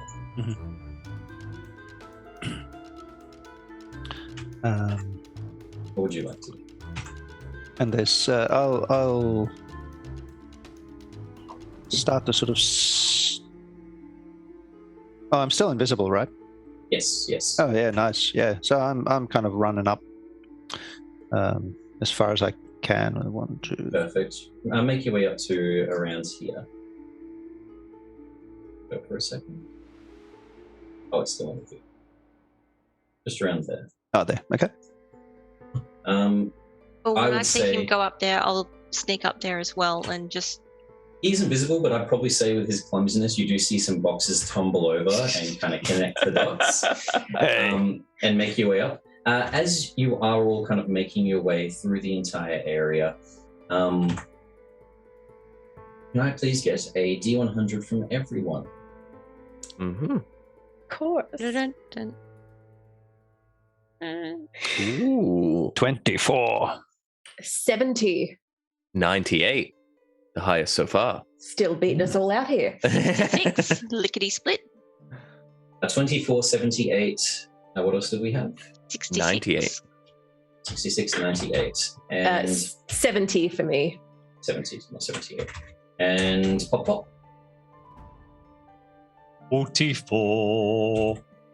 So first of all, with the 24, your skin also becomes Smurf blue. Ooh, blue better than white. Lovely. So Cannon and Kel both together are now both the same color. And I'm no longer invisible, presumably. It's lasting a minute. So I'd say probably only like 2 turns has actually gone by because it's more so into like a combat, not combat phase. Okay. 70. Hello. The invisibility is extended. Oh, heck yeah. for all 3 people there. Yeah. Yeah. Chain casting invisibility. This is the best. I love D&D. This is perfect for the stealth encounter that I made. Fabulous. 66. Kel. Up to 3 creatures of your choice within 30 feet take 4d10 lightning damage. Oh, me? No, not me. What's your hand count? As you're making your way forward, I'll let you choose or not. You see some of these metal workers and the kind of horsey newts. Did you want to strike any of them with a bolt of lightning? Yes. Lovely. Okay. So as you make your way past, Ask them to hold hands first. I'll let you roll the 4d10 for me. But you see like little clouds appearing above them, and you kind of look at them for a second, and then at the same time as you look at them, it seems to activate the magic, and on your shoulder you see that little kind of spirity creature, this nymph again, on your shoulder, looking timid and scared, and you notice the cloud, and it puffs away in a smoke of magic again, terrified. How much damage did you deal? 10. 10, lovely. The thunder strikes down, creating a huge crack of noise throughout the entire cavern. Let's check. Yes, okay, perfect. You 3 on the far left see the large salamander kind of turns its head, hearing the large slam of noise, and makes his way off to the right and then out of view. And Cannon, you see this large salamander come into view and starts making his way down past you. It's like he's moving at pretty breakneck speeds, trying to see what just happened. Could I please get a dexterity saving throw from you?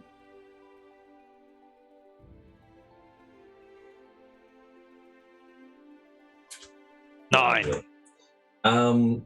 Strong So nine. he pushes you into the barrels, and then you see that it kind of turns its head and points the spear, wondering what the hell just happened, who went past it, hissing and speaking in England again. Okay. I want to do a sneak attack. We'll get to that in a Kill sec. the murder hobo.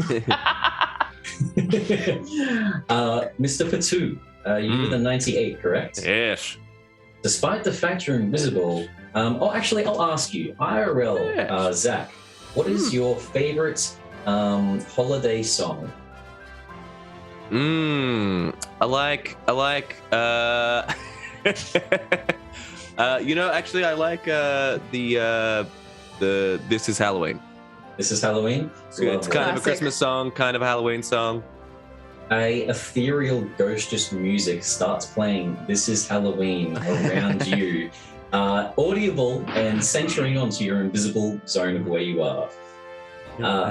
It's just Mr. Patu humming it under his breath. He can't stop himself.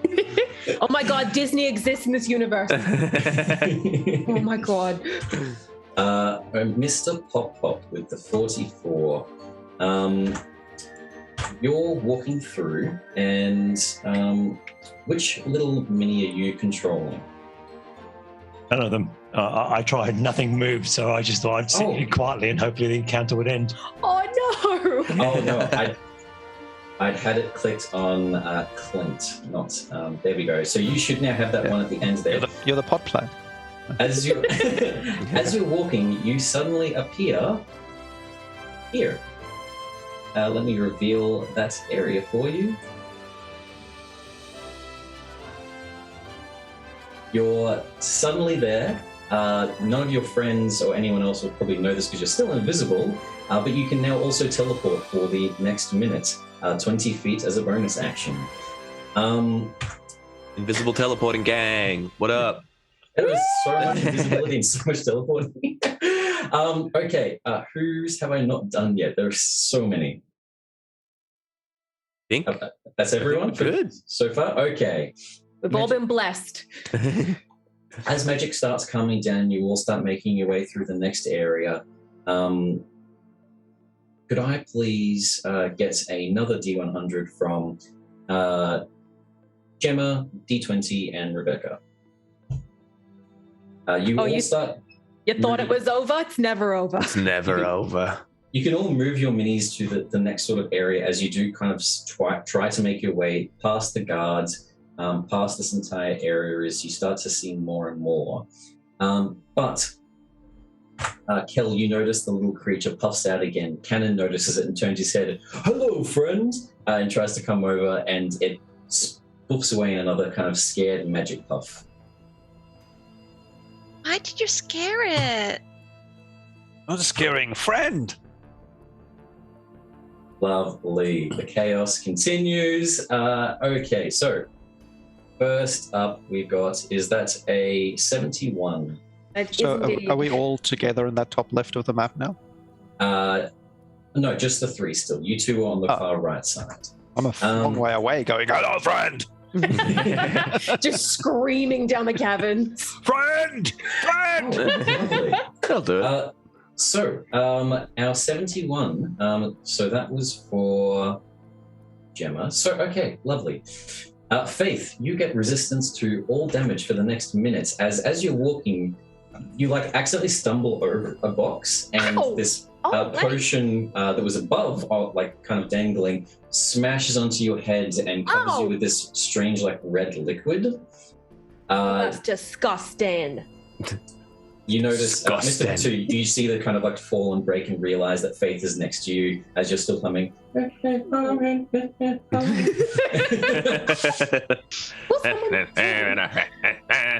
Oh my god, he's gone senile. What's happening? Gone. I already went. Been senile this whole time. Oh god, what was that? And was that a 72 on Chris? No, that was a 36. So, 36. I see the other detail. Okay. 36. So we have. Can you roll a d10 for me? sure. And then, Kel, what was yours? 63.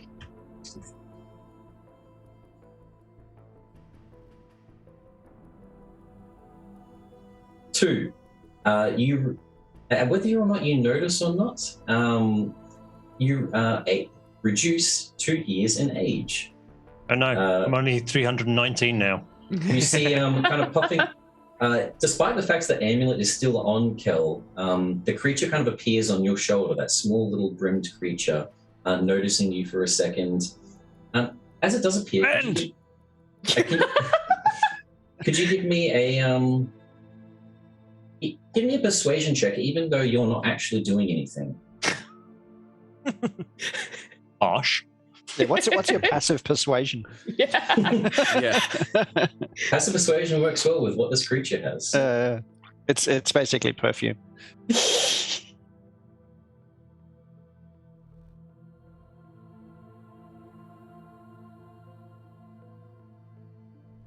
Pop-Up is frantically looking for passive persuasion on his character. How charismatic am I? Charisma plus proficiency plus. Yeah, no, I don't have. I'm literally -1 on everything when it comes to that. Also, Chris, I'm so sorry. Are you expecting us to do anything? We're just going to get wild magicked until the campaign ends. That's what I want to happen. That'll teach you. Oh. Yeah. Laugh at my face, would you? Ha ha ha. Yeah, 19.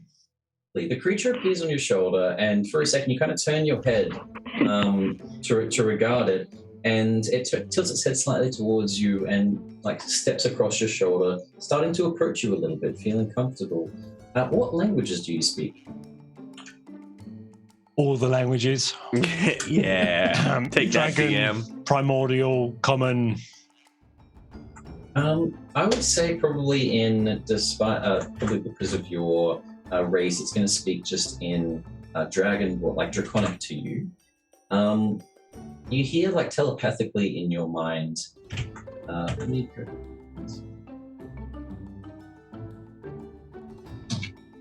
Hello? Okay, so I'll put my hand in front of my mouth and then try not to breathe flame on it. Hello. Where am I? Sorry, you're too squeaky. Could you go down a couple of octaves? Where am I?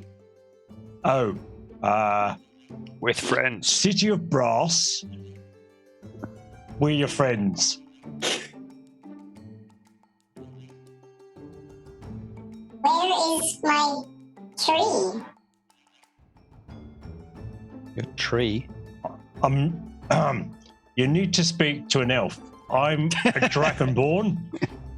Have you tried Mr. the Wizard? The Wizard, he's good with words and feelings. Oh, yeah. Mr. Patu. Go and see Mr. Patu. Despite the fact he's invisible, it turns its head directly towards Mr. Patu, hearing the humming and the singing, turns its head back towards you and kind of like shrieks a little bit and disappears in the puff of smoke again. Thank God for that. That was going to become really quite dangerous. Belch flame. Cough a lot. Yeah. Kenan, as you knock the box over and the salamander turns towards you, Kel, you're like getting ready to fight back, and smoke billows out in all directions as fog cloud is cast over you, centered on yourself for the next minute. On Kel or on me? On Kel. Uh-huh. So I'm just shrouded in smoke, am I? You're shrouded in smoke. Kenan is shrouded in smoke because of how close he is, and you hear the salamander like starts slamming and swinging his spear around, trying to hit you guys.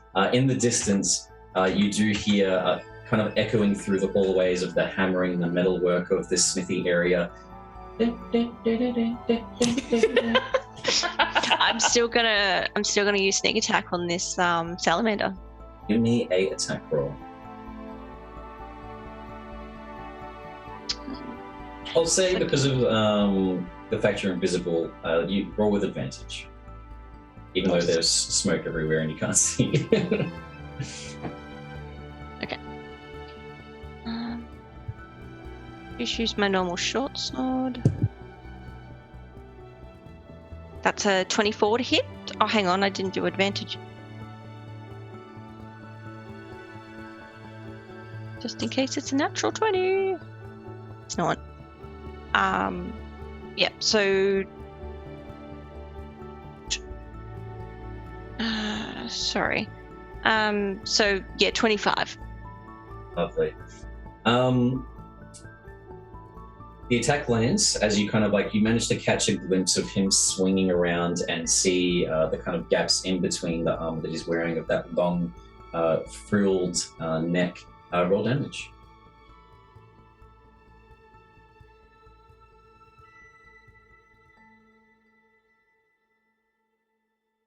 Uh, 25. 25. Okay. That's just my sneak attack. Do I do my normal short sword attack as well? 100%, yeah. That salamander's dead. So an extra 9. 9, lovely. I hear kind of like a hiss and scream as little bits of blood kind of pour out of his neck and then start to disintegrate into fire as they make contact with the air itself. And it's still alive and starts kind of frantically attacking around at you all. Oop, I take it back. It's not dead. My bad. Does a 19 hit you? Yes. So with disadvantage, it swings across through the smoke, and you take 13 piercing damage and 6 fire damage. I am resistant to fire, so I'll take half of that. Lovely. So what was that? Sorry? 6, I think that's 16 plus 6. So 22. Am I doing my maths right? Oh, don't ask us to math. No. I'm fairly certain 22 in total. I was just mentioning the separates just because I know some of you have resistances. So the fire damage, what was that full? 6 damage. Full. 6, so 3. So I only take 16 points of damage. Lovely.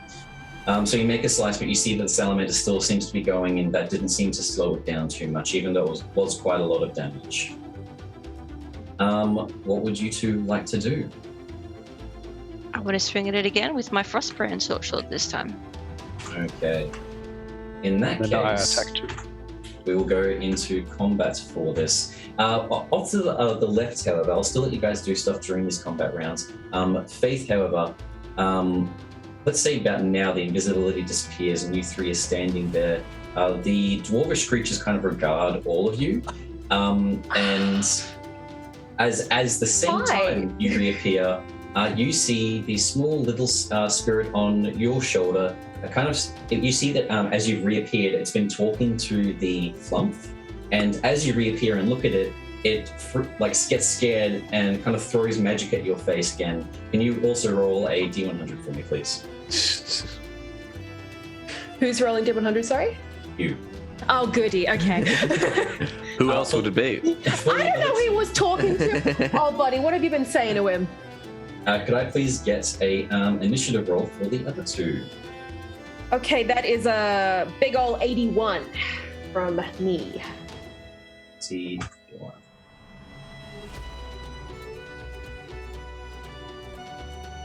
Lovely.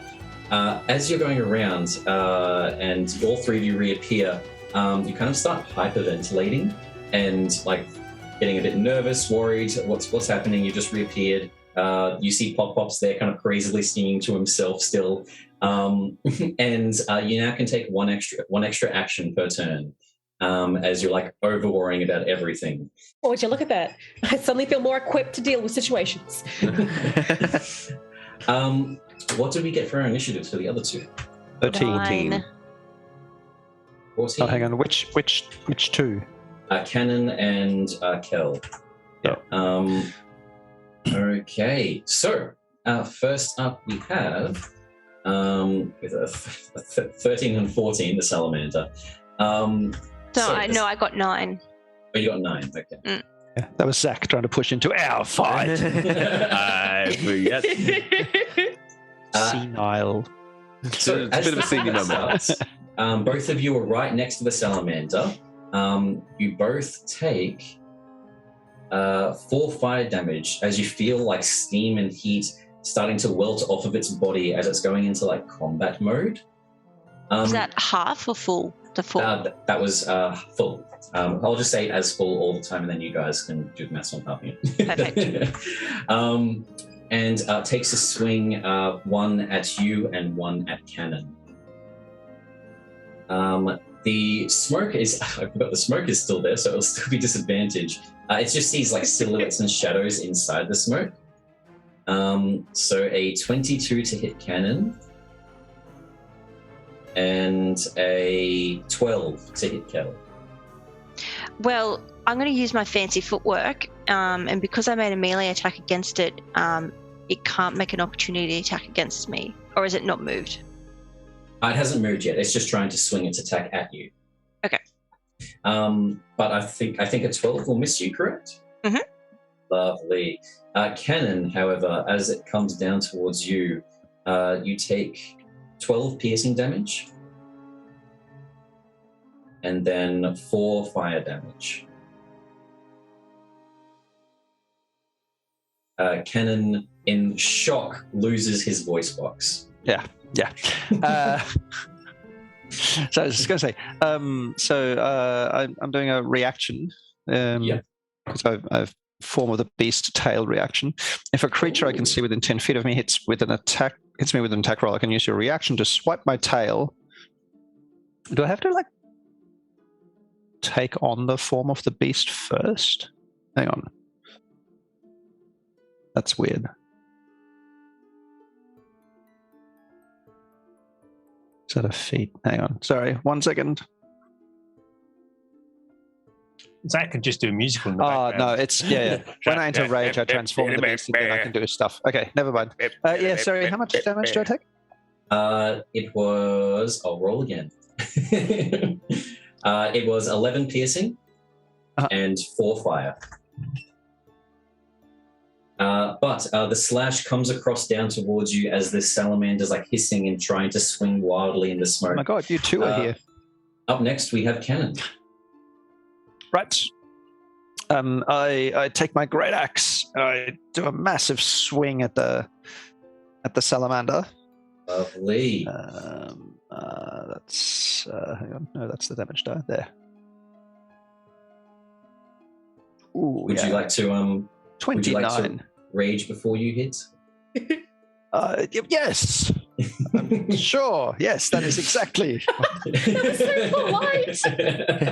I would love to rage, thank you. Oh yes, jolly good. Convenient. Rage, you know.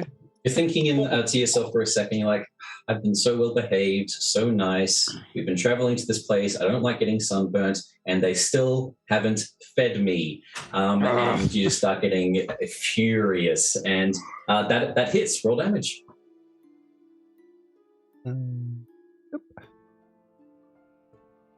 That is 15 damage. 15, lovely. Okay. He is looking bloodied now.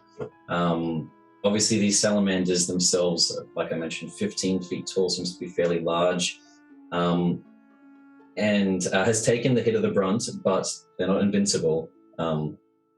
Every so often, Kel, when you do see it, you do see kind of like bits of dried up smoke and char across its skin from the blood that's starting to pour out from the 2 wounds that it's just sustained. And up next, we have you. So I'm going to do my 2-weapon attack. So I will use my Frostbrand first. 13 to hit. 13 hits. So you raise up your short sword that's kind of like trying to fight back against the flame of the actual air itself. And so it's constantly creating a small steam from it as you slice across. 15, was it? Mm-hmm. Oh, sorry, 13 to hit. 13 will miss. I'll say that you got flanking. So roll with advantage, just because Cannon is on the other side. Okay. Wow, I get a second attack. Never mind. You can roll right now if you want. It's 12. 12 also misses, unfortunately. Oh no! Any bonus actions? I'll swing my other shots. Oh, Lovely. So with your 2 weapon fighting, you swing around with the other hand.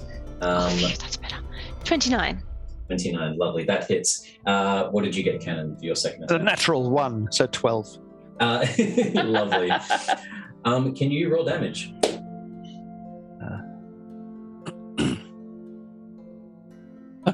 And my natural 1 got a 1 damage, so 7. 7. Lovely. Kel and Cannon, as you guys are swinging around, Kel, you see this huge great axe kind of appears through the smoke and slams in your side, hitting into your armor as you take 7 damage. Oof. Swings back I think out. I got it again. And the mist and smoke kind of wrapping around from Kel's body. You hit something, you know that much. Kel, what did you get for your damage for the second attack? Oh, sorry. I'm just trying to figure out why when I press the button, it keeps. You will have sneak attack damage on this as well, because you do have an ally within 5 feet. While you're working out the damage for that, for the other 3, what would you 3 like to be doing at the moment? You hear that combat has kind of started to erupt, and ahead of you, you can see this salamander that's kind of making its way towards where it can hear all this combat happening. And then you can hear the 3 dwarves kind of talking between themselves.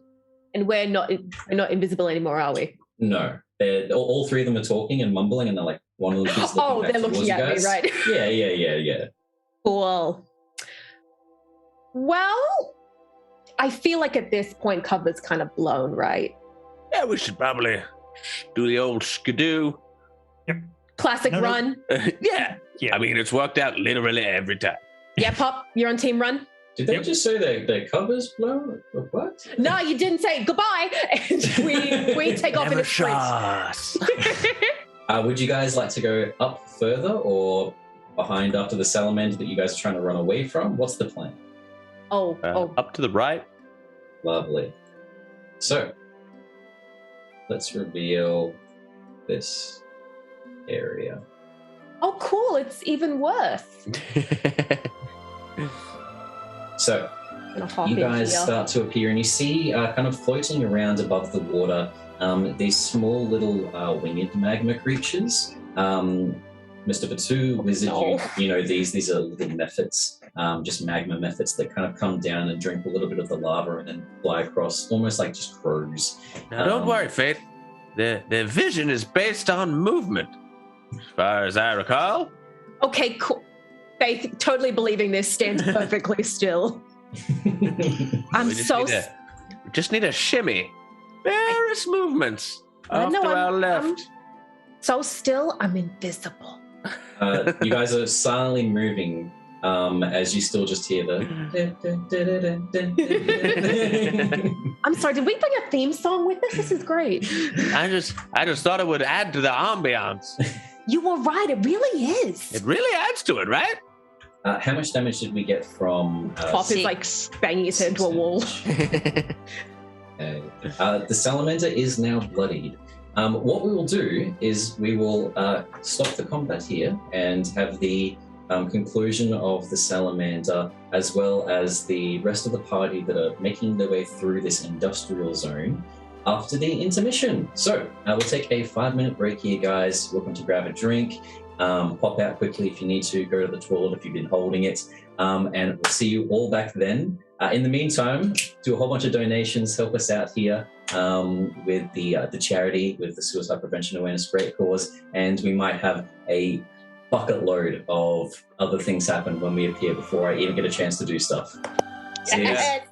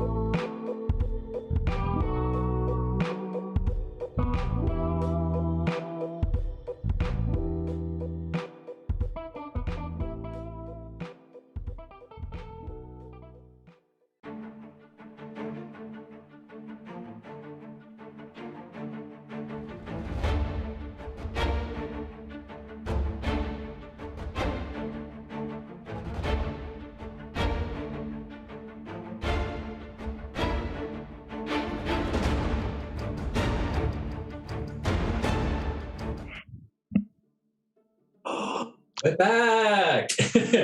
So, as we all left, we had the fight beginning as Cannon and Kel both started in the smoke, starting to fight with one of these salamanders that had been hunting them down.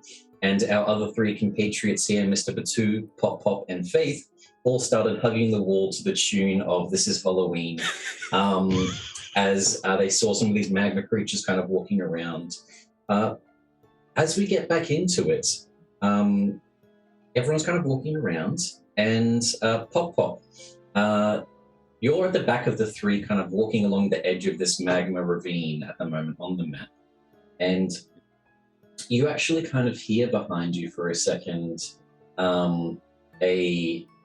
it sounds like a distorted like animal noise, like a bark mixed with a bow, mixed with a like some sort of growl. As you turn behind, you see for a second the buffest looking sheep that you've ever seen in your life. You see two like legs push forward, and then as you kind of get accustomed to the look of it and the lights reflecting from all of the different colors, you see that its entire fur and head is purple. It like stares towards you with these two red glowing eyes. You're not sure why it is after you in particular, but it just like pushes its legs down and just kind of gives you like the "what's up" nod. I grab Faith's arm and say, "What the sheep is that?" Oh, wow. As that happens, could I please get a wild magic from, as you kind of link arms together and it gives the nod, it starts charging towards you and magic starts kind of bursting around. Can I please get a D100 from Faith and Pop Pop? Sure. Sorry, I got real quiet because I forgot what Faith sounded like. And I had to find the voice again. Had to find that inner Brooklyn. Whatever this is, Josie, Brooklyn, I don't know what it is. That's 59. 59. Oh, as it's running towards I don't like you, how you said that. it's just a nice little thing. As it's running towards you, you see that your little flump like tries to protect you and like goes in front, and a couple of its legs like dig into your skin, but sweetie. It feels painful for a second, but it's trying to help you, and you regain your lowest spell slots. I don't think you've used any though, and you're a rogue. That's so, sweetie. I can see what you're trying to do, and I really appreciate it, but I can't do magic. It's like digging in. It looks up towards you, like confused for a second, and instead you can take 15 temporary hit points. Oh, you're a doll. Thanks, honey. Oh, God, the sheep's still coming at us, though. Pop, it's ramming towards you. What did you get for yours? I got a 14. That's 1-4. 14. 4. Lovely. Lucky 14. Super lucky 14. That is actually one of my lucky numbers, so there you go. No, 14 is bad. Never mind then. Retract it. I'm confused, DM. Can you give me some clearance? So, as you're all next to lava, and you're all walking next to lava, confusion is cast centered on yourself. What's lava? Can you all please make a wisdom saving throw? Oh, honey. Everyone? Just those three. Oh, a wisdom saving throw? Yes. It's okay. Oh, goody. Lucky Mages have got 13. lots of hit points, right? Yeah, plenty. They love dancing around and take lava. advantage of the one advantage that I have left to see if that makes this any better. Oh, I hope it does. Oh, that's a good one. I'm going to go with the 19 on that one. Lovely. Mr. Patu? A strong 13. A lucky 13, some would say. Lovely. And Pop Pop? A slightly weak 23. Lovely. The hand is coming towards you, and you guys link arms, and you can see that as the sheep is running towards you, its eyes start spiraling in like Willy Wonka type colors. It starts freaking you all out. Mr. Patu, you're walking along the lava. You hear the and look behind, and you just start louder chanting, "This is Halloween!" as your eyes remember, start spiraling the same color. Sheep's vision works on movement, so we gotta just ease it off here, boys. Just gently move like you're barely going at all. Can you please roll me a d10? Okay. Please do not get a 1. Gets us all killed. Oh, it's even better.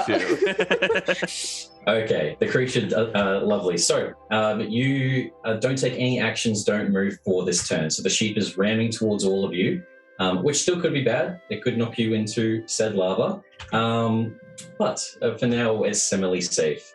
Back in the fight, we'll cut away from the roided up sheep that is running towards all of you. Back towards Cannon and Kel as you're battling here with one of the salamanders. You two, I'll say with your passive perception even, hear a distant voice in like kind of coming back from where you guys had come from. Find them. We've been told they went in this direction. As you hear the Afriti kind of coming up from the bridge and where you had all just ran away from. Kel, we'll go to Cannon's turn in a second, but as he's having his turn, can you roll a D100? As your little friend pops out again, seeing the combat happening and seeing the fighting and the conflict, and you can see in its like the way that its body language is, it doesn't enjoy any of this. It doesn't enjoy confrontation, and it instantly slams away in another puff of magic. Cannon, for your turn, what would you like to do? I take great axe. I have another hit at big lizard. Lovely. Give me a swing. Same as Kel, you can roll with advantage because you're flanking, even though there's all the smoke.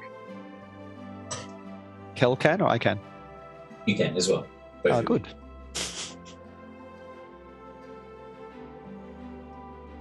That was I didn't send it to the right channel, but that was a 22 on my second. Oh no, it did come through. That was a 22. Definitely hits. Roll me damage. That is 10 damage. Except I realized I'm in. So I think that's a +3 because I'm in rage at the moment. I'm in rage. 100%. Lovely. So you swing across with the great axe, and you see like a kind of splurt of blood that then flames as it's halfway through the air. Give me your second attack. I'm just going to do the great axe again because I love the great axe. Not as good. 16. Am I still getting advantage? No, not on my. You're getting advantage on each attack. Oh, okay. Just flanking Awesome. at the moment. That will hit, but roll again just in case you get a crit. Always worth rolling your advantages, boys and girls. Is true. No, it's 16. So that's fine. Still hits. Roll damage. And that's 14 plus 3, 17. Lovely. Okay, so as your second swing comes across, you can see that you've kind of started to make a little gouge where you can actually see the underlying flesh between its neck. That last attack of yours slams through its neck, decapitating it as it kind of rolls across the ground. And as it disappears out of the smoke, you just hear like a deep-throated scream from the three dwarves as they see the head of one of the city guards just roll across the ground. From our lovely little friend with Kel, as this happens and combat finishes, but you know that the Afriti is kind of running up behind all of you. For the next minute, the little creature keeps popping in and out on Cannon, on you, around, as it's kind of like, you can see with like your passive insight, it seems to be like hyperventilating. For the next minute, you're going to do a magic surge every turn. I try to, because I see it's really stressed, barbarian nature and stuff, it's a beast thing. So I'm going to try maybe do an animal handling to try and really soothe it down, really try and say, hey. Yeah, so we'll see if you can obviously maybe give her better chances with the wild magic. Give me a persuasion check. Persuasion check? With your barbarian persuasion. Oh, animal handling would be, yeah. Good, okay. Unfortunately, this thing is a person. Fair enough. Valid. I also wanted to roll like a perception. Yeah, I can imagine like that's a 6. Persuasion. Your animal handling with a person is just like going up to your best friend when they're like having a panic attack and you're like, it's going to be okay. It's going to be okay. Lovely. So you try to start calming it down and it's still just kind of freaking out. So we'll get to the next, will that be each turn? So 6 wild magic surges that Kel will be having as you guys make your way towards the rest of the party. Towards them, this large sheep is running towards all of you, and it actually tries to knock both of you, Pop and Faith, into the lava, giving you like a ram with its headbutt. Luckily, though, thanks to one of our donations from our lovely viewers, it has disadvantage on a contested strength check. So can I get both of you to do just a general strength check, and I will get my roided up ram to do one. Goody, this is going to be fun. Me? No. Yeah, you're going crazy, possibly walking into the lava of your own volition. That would be a 7 from me, who has a strength with a -1 attached to it. Lovely. So I'm just gonna tie my hair back, get ready to eat some lava. Don't mind me. Dig in. Glad I got those extra 15 hit points. Any chance of using athletics? Oh no! What did you get? I haven't rolled yet. I was waiting for you, glorious DM, to make a. It's just shove. Use athletics. Is that better for you at all, Faith? Let me have a look. Athletics. Actually, that would be better. Slightly better, yes. Okay. I will roll athletics. Roll athletics. Okay, here we go. Give me something good. That would be 24. Lovely. Ooh. And Pop. Massive dragonborn laughs at the thing and then gets a slightly not feeling very well 14. 14 is still fine. As it's running towards you, this large sheep, you see that it actually slips on a little bit of the crusted lava edge and only gets a 6. It doesn't fall into the lava itself, but pushes against both of you guys with less of the impact of the force. With the start of this turn, can I please get another charisma save from Mr. Patu? Charisma save. Yes, as you're trying to get rid of the confusion that is clouding your mind as you're still Willowonkering, this is Halloween. 17. 17 passes. You finally get rid of it. The music's probably finally stopped unless you still want to hum it yourself. Oh, yeah, it's all part of my plan. What are we doing? As combat has now begun for you 3 and the sheep. Can I please get an initiative roll from all of you? Oh, fabulous. Okay. That is 22 from Faith. 2, yep. 11. 11. Was that a 4 for Pop? 4. It was. Lovely. Okay. As combat begins for you guys as well, you do notice walking across, let me bring up here, walking across that entire area. That was the reveal. Pretend you didn't see that. Oh, gone. Like you saw nothing. Okay.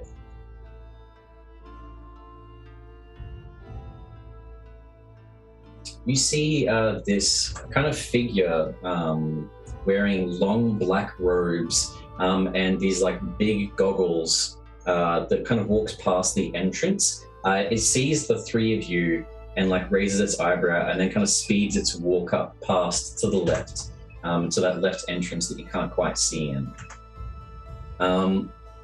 But as combat begins for you 3, we'll cut back to the other 2 who have just dispatched their friend, their foe. The smoke is still around. The echoing noise of "This is Halloween" has now ceased. What would Kel and Cannon like to do? I guess Kel would like to just move up. Lovely. Up to the right or? Yeah, just keep going up and up, see where this goes. Hopefully it's a way out. Perfect. You 3 make your way up and you can move your minis up to that next section where you see the 3 dwarves. I would say by this point, probably the smoke disappears, so you're no longer smoked, no longer invisible, and the three dwarves kind of regard you for a second. Oh, Slashels Polo? As they're speaking in that language that I'm guessing neither of you speak Primordial. No, No, I have some Primordial. Oh, you have some Primordial? Give me a history check. Oh, great barbarian. 5.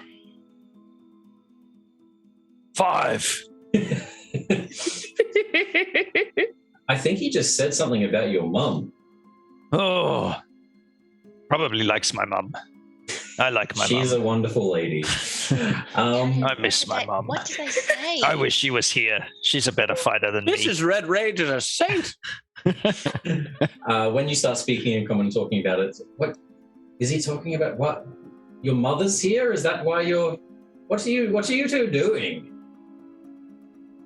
You speak common? Oh, thank goodness. You don't speak Ingan? Why are you? We were transported here. We don't know what we're doing. Oh. We're just trying to help out. We're trying to help. Big man saying, find amulet. We try help find amulet for big man. Branham, I think they're runaway slaves. No, we're not slaves. We're not runaway slaves. I'm not slave. It's okay. The Battle Delvers, the brothers here, and she points towards one of the dwarves who kind of steps forward and has a sigil around his neck. They own the Dragon's Furnace, this area. Oh, the pub. The pub is here. The pub is where a lot of the workers go. But it's what we I guess call this industrial area where we burn down all the metals. We don't really like how the Afriti act and trading with the salamanders. It gets a bit chaotic sometimes. Do you guys know that you need to get out of here? That's obvious. We don't here. Look at your skin, and you look down, you see that same shimmering red. The investure of flame that's on you guys. I think I'm still blue. Yeah, you are still blue, but your skin is glowing slightly. That only lasts 24 hours, and then the Afriti usually reapply it to their slaves. We don't know that magic, but if you don't get that reapplied, you're going to turn to bones. Then how do we get out of here? Who's that booming voice? They wait for a second and listen.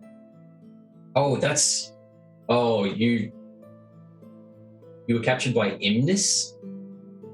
Sure. They call him the Immolating One. He works directly for the Sultan. Apparently he's been away for a couple of months trying to find some relic, something to do with the weave of magic. It was some crazy stuff that they were talking about and parading around the city of Brass. They were going to bring it back and the Sultan was going to become like a god. You guys need to... I want to help you. Okay, look, if you go that way, there's kind of a shady person. They usually help out refugees like this. They'll be wearing black. You want to go and they kind of point past them. Is that... What's you their mean name? Sultan Maraki al-Sidan al-Harik bin Lazan? Yeah, you know the Sultan? No. Never heard of him. I don't know that guy. Yeah, but if you head through that way, there's usually a brazier, and you need to light it to bring him there. But he usually helps refugees. We don't tell the guards about him though. It's all kind of hush hush, kind of black markety things. But that's the best I can do. I don't want to get involved with the Immolating One. I've got a family to take care of. Thank you for help. Yes, thank you. Thank you. No problem. You guys make your way through. As the fight's all happening on the other side, Mr. Patu, part of your brilliant plan, you suddenly see that small kind of anxious little spirit appear on your shoulder, what you guess looks like your nephew. Hello, old boy. It's been some time. Keeping up with your calisthenics? Give me a persuasion check. Okay. Oh, we're gonna die. 17. Like the 17. opening question is, how's your calisthenics going? That's how we talk to the kids, right? You see that it kind I of know looks what towards school. you, and as the source of this wild magic and this creature that seems to have some sort of like anxiety starts approaching you, and you guys have been acting for the most part nice. Even Pop didn't want to hurt it. He was thinking of its best interests. You all start kind of earning its trust a little bit, and it goes up and it touches your cheek. Can you roll a D100, but roll it twice, and I'll give you the better of the two options because you passed the persuasion. Aww. If you failed, it would have been the worst of the two options. But the better, what is better? So one is 57, and the other is 83. Sound like that game show. What is 57? What is? What's behind the number 57, ladies and gentlemen? Oh, and then that was 57. What was the other one? 83. 83. Behind door number 83. Oh, I'll change this magic surge up for you a little bit. Ooh. Can you roll, because there is 3, can you roll 3d10 for me? 3d10. That is 20. Lovely. You see that as you kind of, like it touches you, you actually start to see like this very ancient looking clock above everyone's head for a second. It looks very necrotic, and there's kind of purple ooze dripping off of it, like ethereal ooze, and they all go to start clicking down, and you see that this little spirit creature turns towards them, and the clocks above your two friends stop, Pop and Faith, but the clock above the sheep will rapidly start spinning, and it takes 20 damage, and you heal 20 damage, 20 temporary hit points. Oh, hell yeah. For a second, I thought I knew when you'd all die.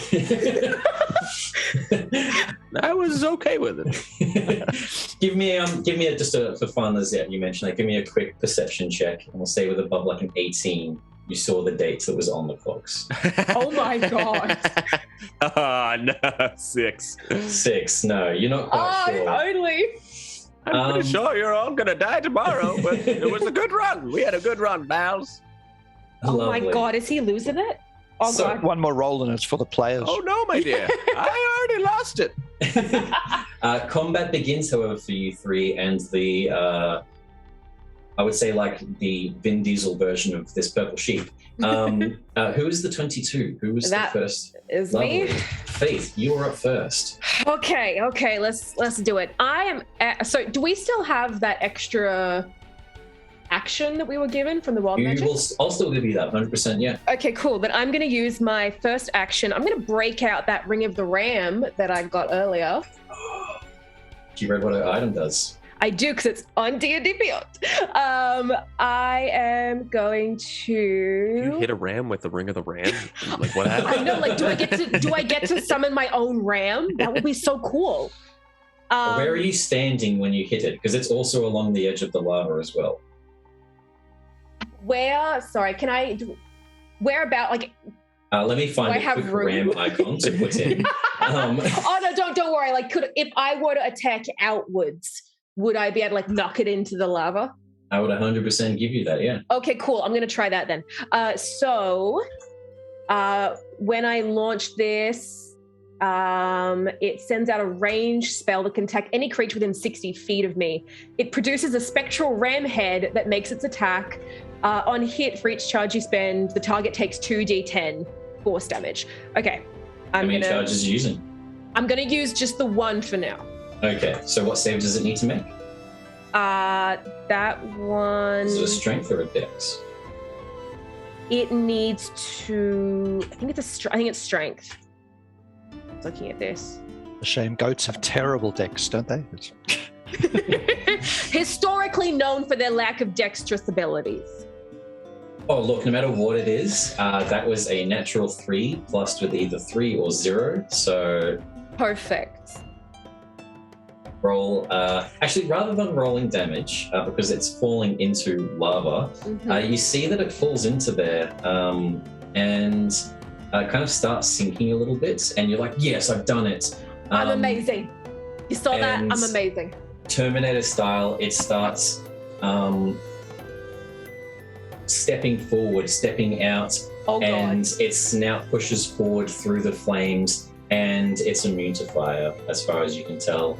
Oh, I should have thought of that. It is slowed down at the moment, but I'll give you guys a chance to try to quickly end it. Roll the damage, Yeah?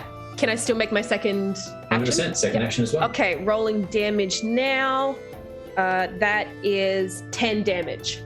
10 damage, lovely. I am then going to, with my second action, I'm gonna take my dragon tooth dagger, and I'm gonna make. Is it out of the lava now?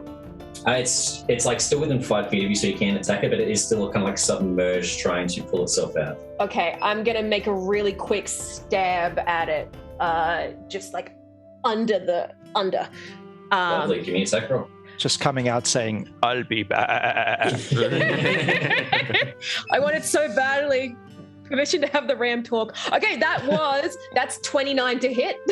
29 definitely hits. Also, Ralph, the worst part of this, I'm not sure if she's watching, but I asked my partner what quotes I could do for evil bad guys to make the villains sound more cool. And she's like, you could do the Terminator. And I was like, yeah, that sounded awesome. And bad guy was like, I'll be back. So the fact that you fit it in. How much damage do we have, Faith? Okay, so it was 9 piercing damage plus 3 acid damage for 12 total damage. 12 total. Lovely. No resistances to... And it's a magical weapon as well, so that is fine. Lovely. Okay, after yourself. Any bonus actions? I will use my bonus action to disengage as far as I can back, so the lava lamb doesn't eat me. You are 10 feet back. You kind of just back yourself against the wall next to Mr. Patu, who's standing there as well. 11. Was that Pop or Patu? That's Mr. Patu. That's Mr. Patu to you. What are we doing? The old classic. You know, when my back's up against the wall, you know the one thing that doesn't quit? Turning into a T-Rex and taking a bite. I'm going to turn into a T-Rex and take a bite. I thought you were going to say this ass doesn't quit. That was what I thought you were going with that one. I'm going to turn into a T-Rex. Okay, perfect. As I want to do. It's still got Mr. Patu's crazy, like, fluffy white hair at the side of its head. I think that's just important to know. Is that so we can identify which T-Rex it is? Yeah. It's so easy to get him confused.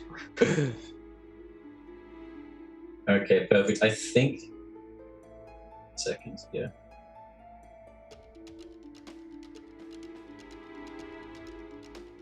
Okay, and if I change... Lovely. So, that is turning into the T-Rex. If that's your action? Yes, true. I am now a T-Rex, and I will I'm giving it a real glare, you know? There we go.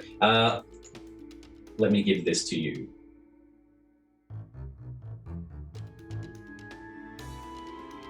Okay, so you now should have control of the T-Rex mini. But, yeah. Where is it? Oh my god, there! Look, he's so cute. Let's see him.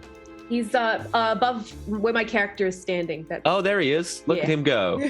Let's quickly, while we're at it, add in 60 million years ago. add in the hell sheep that is currently trying to make its way towards all of you. I'm going to definitely stand between the hell sheep and my companions then. Lovely. T-Rex meat shield, I call it. A classic. Perfect. From the playbook of Mr. Patu. Years in the making. Okay, and last up on the turns, Mr. Pop Pop. Oh, so he gets a mister. Yeah. So, how injured is the purple sheep emerging from lava looking at this stage? Looks like it's banged up, not quite bloodied yet, though. Okay. If you can imagine that there's a moment, it's that kind of squaring off thing. It's the classic Kirk versus Spock, and then the music starts to play in the background as he gets down and then just goes banish. Lovely. Because no one likes this purple sheep. As you go banish, you think back and you remember, like, wait, I've seen this on the mortal plane. And you remember vaguely in dreams here and there seeing a purple sheep chasing you constantly, trying to hunt you down, and it looks like it's been here the entire time and you came to its home, and it is not happy. It makes a charisma save. It does. 19, I think it is. Lovely. And because of all you amazing people out there, its charisma save has disadvantage due to the chat. And apparently all these amazing donations and chaos where I'm trying to railroad this as much as possible. We've just hit $2,500 for the donations towards both of our different charity organizations. A2, halfway there. Which is an amazing thing. So thank you all for that quickly, just as a small little thank you. You're incredible. Keep it coming. Let's make a record with this session. But it gets a disadvantage, and that is a natural 20 and a 2. So that is a fail. Where would you like to send this? I'll let you choose because of the disadvantage and make it political. What plane are you sending your arch nemesis to? Oh, there's only one place you send that. You send it to the plane of Australia. Lovely. This buff sheep appears, and it's on a farm. It sees a bunch of people getting ready to shear some sheep, and it just turns towards them, and a dot of smoke comes out of its nose that's getting ready to fight again. Lovely. Okay. Truth, mate. I'll pass it to you. What were you saying to Faith? I turn to Faith and say, so the stealth mission seems to be on track, looking at the giant T-Rex next to us. I think so. I lost my accent. Sorry, I got to find it again. Hang on. Give me a second. Just on the shelf behind you. I think the weirdest thing is, though, can you hear the T-Rex still humming? Oh my god. No, he's really got a talent for that. I found the voice again. Good on me. I think we're doing really well, aren't we? Let's get him back and get the flock out of here. God damn it, I'm going back in the lava. So Cannon and Kel, you guys step through. If you want to bring your minis to just here, you guys step out onto this lava area, and you see across the way your friends also there. Well, you see two of your friends, and you see a T-Rex. Hey! You have been traveling. Look at this shit! I love that this is like Meet the Robinson with a little arm. Big head and tiny arm. Where did the dinosaur come from? You guys do know that Mr. Patu, your elderly friend, can transform into many things. You've been traveling with him. So apparently at this point, he thought that during this quiet area where you need to sneak, a T-Rex was the best option. Nature's greatest stealth predator. Hey guys, we found a way out of here. Yeah, as long as we don't move. You can't see us. This just in. Everyone else is. It's all based on movement. Can we ride the dinosaur? Oh my god, we should so ride the dinosaur. Is the exit dinosaur friendly? We should probably check that. Yeah. Open the door. Get on the floor. Never mind. You guys start to hear the booming voice of the immolating one chasing after behind you. You see that it seems to be talking as if it's asking questions to the guards, and you guys quickly hurried your way through, and I'll reveal. I gesture to my back and put my tail down to load on. Oh my god, this is the greatest day ever! You quickly run to the middle of the stone platform, and the other two also jump on you, and you're now carrying everyone. Let's go. I love today. Can I just say I love today? So you all make your way around the left, and you go through that small passage that you can see with the it seems to be flowing melted liquid of some kind. And as you will make your way over towards that end, you see that there are multiple dragon heads, and all of them seem to have spewing out of their mouth melted gold. Beside it, beside this pillar and like a table that has kind of scribbles and notes and whatnot, you see a very ornate looking brazier, and that black hooded person that you three saw and you two were told about. And that is where we will actually, if you all at home, audience and people playing, look at the Keeper card. Keeper, you will see this individual. Hopefully, if it's not, tell me.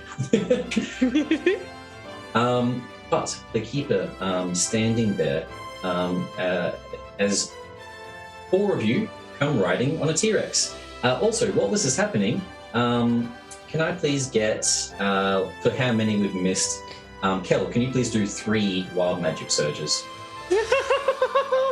You want me to roll 3? Yes, this is for the extending minute of yours that are happening. So half of your magic surges And you at said the once, keeper please. card? Yes, the Keeper card. Oh, he's so cute. He's got a little stick. He seems friendly and reasonable. Yeah, I feel like he's going to be really good to talk to. I like his little beak. Which one of us is saying that? Me or Gemma? Who That knows? worked well. Try that again. Is one of us the avatar of this 69? Moon Knight avatar? Yeah. So what did we get for the wild magic surges? 69, 47. Nice.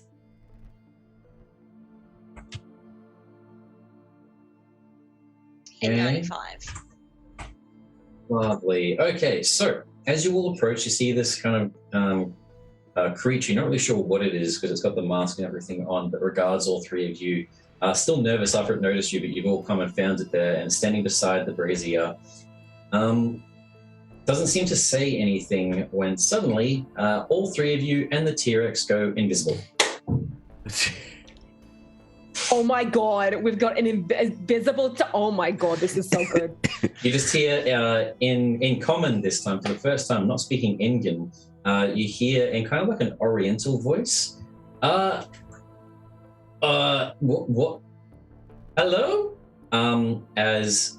As he says hello, beside all of you on the ground next to Mr. Patu's T-Rex appears a unicorn. Can today get any better? Also, for a creature whose vision is based on movement, being invisible presents an existential kind of terror. Oh my god. Just for a Jurassic Park scene, can you please roll a Constitution saving throw with disadvantage? Oh no. And for the last one, 95. Okay, lovely. The same dust kind of appears on all of you. You're still invisible, but you're all currently vulnerable to piercing damage for the next minute. What did you get for your con save with disadvantage? I got a 19. 19, lovely. Yeah. You see it, and like the bestial side of your T-Rex form wants to chew on the meat that you've just seen and possibly eat the unicorn that's just appeared. But you restrain yourself. You're going to stay inside your cage. You're not escaping. Mere training. I'll pass it to you. So this person is here and is asking what's going on. You've all just disappeared. You know you're invisible. That is such a good question. That's such a good question. Why is there a deep humming song? Who's been weird after weird after weird? Whose voices can I hear, and why is someone singing? We're friends. Allegedly. Look at the... So the dwarf said to come see you. You help us. Oh, the Battle Delver brothers. Yeah. the Dildo Brothers. Yeah.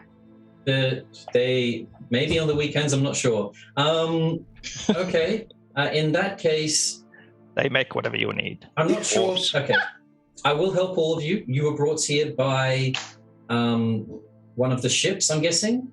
Yes, we were. Big red guy. Yeah. Okay. Yeah. So there's only a few ways to actually get out of the plane that aren't controlled by the Afriti and the city and the Sultan. Uh-huh. I'll need to make sure I can actually trust all of you. Sultan Marake El Sidan Al Harik bin Lazan? You know him? No. Oh. I'll need to make sure I can trust all of you, however. Can you all... I'm going to get you to all approach the fire here, and can you all feed it a secret about yourself? Oh, God. And I'll use that as a test. and you see a brazier comes up in front of you.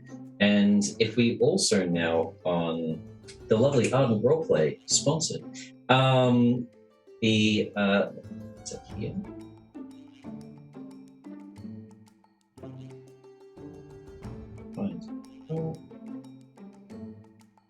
Oh, maybe that one was taken out. Oh no, there it is. Lovely, found it. What card? It is the Hideout card. Hide out. Hide out. Pretty. You see a brazier sitting there, unlit, and there seems to be little bits of blue magic kind of floating around it a little bit. Can I please, you guys, actually, what are you guys doing? Sorry, he's just asked you to feed a secret to it. How you do that, you're not sure. Mr. Patu will approach and lean down to the brazier and just say softly, Oh my god, it's getting really Triceratops, really? You didn't. Oh my god, this is a family-friendly show. Mr. gives you a Patu, look like, hey, it was the 20s. What are you going to do? Metagaming above the table is what you just said true. Oh, every word of it. As Lovely. far as he remembers. You all see the brazier starts to spark up a little bit. You can also see it on the app. As little bits of blue sparks start appearing around the top as Mr. Patu fed it whatever it needed to be fed. Also, just for fun sakes, the unicorn actually comes across and touches its horn, being able to see through the invisibility here on all the injured members of the party. It's not sure why it's here, but it's trying to help out and heals everyone back to full as it uses some of its cure wounds, touching its horns on all of you. And Mr. Patu, you understand this in like beast speech as the unicorn. That was very brave of you to say. I adore you. What is your name? If I see you on the mortal plane, come and visit me and I'll show you around my forest. I'm happy to indulge someone of such a sweet heart. Oh my god, did you just get asked out?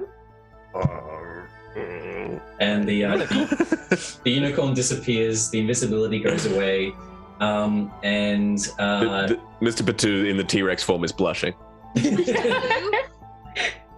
Can I please get 3 more? Oh yeah, is Kel still blue? Has she been cured of her blueness? Oh no, the blue doesn't go away. Cannon and Kel are both still blue.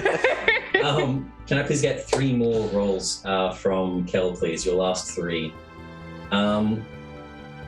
Faith, by the way, while everyone's feeding, you notice that little creature is back again on your shoulder. What's happening? And it's next to your flump, and they're kind of just sitting there chilling out. They seem to have become fairly close. Aw, you guys look cute. Are you feeling better? You were a bit skittish earlier. How we doing?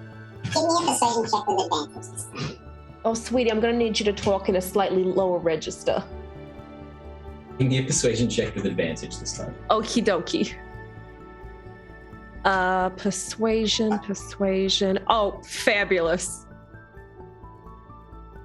Oh, okay. No, that was 24. I'm okay. Yeah? That's good. I need to go back to my tree. Your tree... You live in a... Is the tree here? Like, is it above where we are? I don't know. She is called Kusa Therava. Okay. Well, you know what? We're friends now, yeah? We're gonna do our very best to get you home, okay? I promise. It like nods its head. As it mentions the name of the tree that it's from, could I get a history check? Actually, no, religion check from everyone. Sure. Oof. Okay. Oh my god, that's a natural 20. What do we get from everyone else, just in case there's some nice ones? Dirty 20. Dirty 20. Heck yeah. 14, although it is probably lower because I'm a T-Rex. 6. 6, lovely. You're trying to think of what it could be, being all wizardy minds, and then you're just distracted when you see Cannon's there sitting there chewing on some food that he got from somewhere. You're not sure where. Salamander leg. Faith, you think back and you've studied a little bit about magic in your learnings of... Can't cast it for shit, but really into it. Yeah, what items could be useful and actually worth quite a lot to you? One item that has been famed between the Thieves Guild, books known, like scriptures known as Nether Scrolls. Nether Scrolls. You know that they're a subtext of when magic itself was first created at the beginning of time. The god of magic, everything itself, this is all kind of rumored. And the scrolls are known to basically teach you the fundamentals of magic itself. You also know, however, this is why it's the religion part, in Elvish history and in their religions that they teach of, there is an ancient tree called Quisar Terenvar, which is also known as the Golden Grove of Hidden Knowledge. And it's a multitude of these books, 40 to 50 of them, a collection of them, that the elves morphed and changed with magic itself into a tree, and they now worship that tree, attuning to it and tapping into its magic itself. That is why the entire elven race are as potent as they are. So this, I'll give you the natural 20 as well, actually. You know that all trees usually have some sort of spirit that attaches to them called a chewinga. You know that they're little forest spirits attached to trees and whatnot. And that's right, Cannon, chewing gum. Had never occurred to you, but even though it's a book, the fact that it was turned into a tree, it seems like a chewinga manifested inside itself, and this seems to be the chewinga of the Golden Grove tree. Oh my god, you're that word. And okay, look, I promise we will do our very best to get you where you need to go, but I need you to stay with us, okay? You can't go wandering off, can't go getting spooked. Like, it nods its head slowly towards you. Yeah. It seems so you can be controlling its magic a little bit more. Okay. And it kind of sits there with the flump. Okay, you two play nice. Yeah, no fighting. The keeper just looks towards all of you. The fuck are you all involved in? Hey, don't swear in front of the kids. Sorry. Yeah, you should be. The tree of the celestial lord hasn't. Oh my god. But as far as I can tell, your friends here, the beast, seems to be telling the truth. Can the rest of you please feed something to the fire, a secret of yourselves? Okay, I walk up to the brazier and I lean down and in a very unbarbarian voice I say, secretly I really wanted to be a rogue. Is that true? Yes. A little tear rolls down your cheek as you imagine your thick biceps and triceps holding little daggers, and it's your dream. And the fire starts sparking a little bit more. Pop Francis slowly leans down and said, "It was me. I farted on the boat." I knew it! Oh, wait. Inside voice. Inside voice. Pop, is this true? It is true. The fire lights up a little bit as a little bit of gas escapes your cheeks. And you step away. You see a little bit of the blue flame as it catches the methane. And the creature looks towards the last of you two, still on top of the T-Rex. And you both look like you have a lot of secrets to hide. Now that's a little bit stereotypical, okay? Because we're rogues. We have lots of. I mean, you're right, but still, it hurts. I kind of look towards Kel. You want to go first, or should I? Oh, I was really hoping you'd play that. Fine, okay. I'm gonna get real close. How? When we're talking secrets here, like how secret? Like if I said I did something illegal, you can't like arrest me, right? It's like a warrant thing. Or you're feeding it to the thing, then it'd be gone. Oh, that's it? Like it's gone? Sure. Feed it whatever you would like to, whether it is malicious or beautiful as it looks towards the T-Rex. Okay. Oh, so sentimental. When I woke up on that beach with no memory of who I was determined to figure it out. And then I met this lot, this crew of misfits, and this dinosaur. And I've abandoned my quest. I don't care who I was. And I don't care that I don't feel guilty anymore. You're with friends. I know I am. Oh, I love you nerds. I love a little Spike Beagle backstory.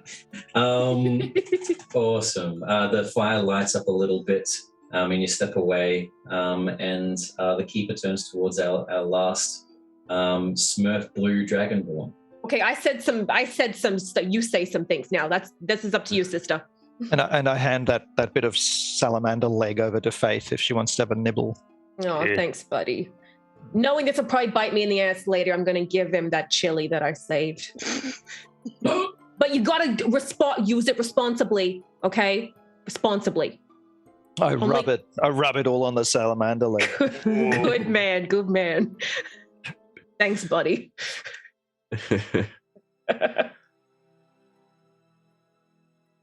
Right, so I approach the brazier and get down on the spa. Parents didn't pay for the ransom after my kidnapping. I went back and the thieves looted my parents' house. And is this true?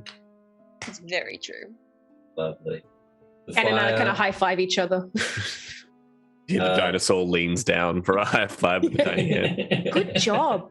Right, no, good for you. You all lean in towards each other and anime high five in a circle.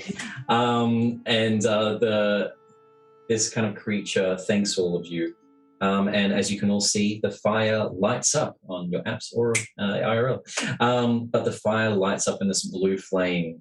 And at the same time this happens, the hood and this entire kind of cloak and mask and everything that the creature was in, it is flat like a pancake, as if there was nothing inside it. Oh.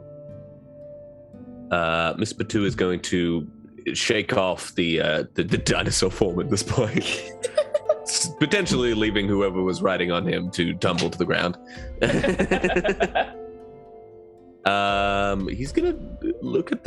He's gonna put on the mask immediately. He doesn't hesitate to do anything. He's just like boom, boom. Lovely. So you grab the mask. As you grab the mask, you hear like a above you. And above you, you see wrapped around this kind of stone pillar that kind of connects to the cavern of this furnace district area. This long, dragonish creature. It's very cylinder in size, has two small arms, one which is holding a pearl, and then long whiskers that then wrap down either side of it in yellow. Can I please get a, let's do a nature check from everyone.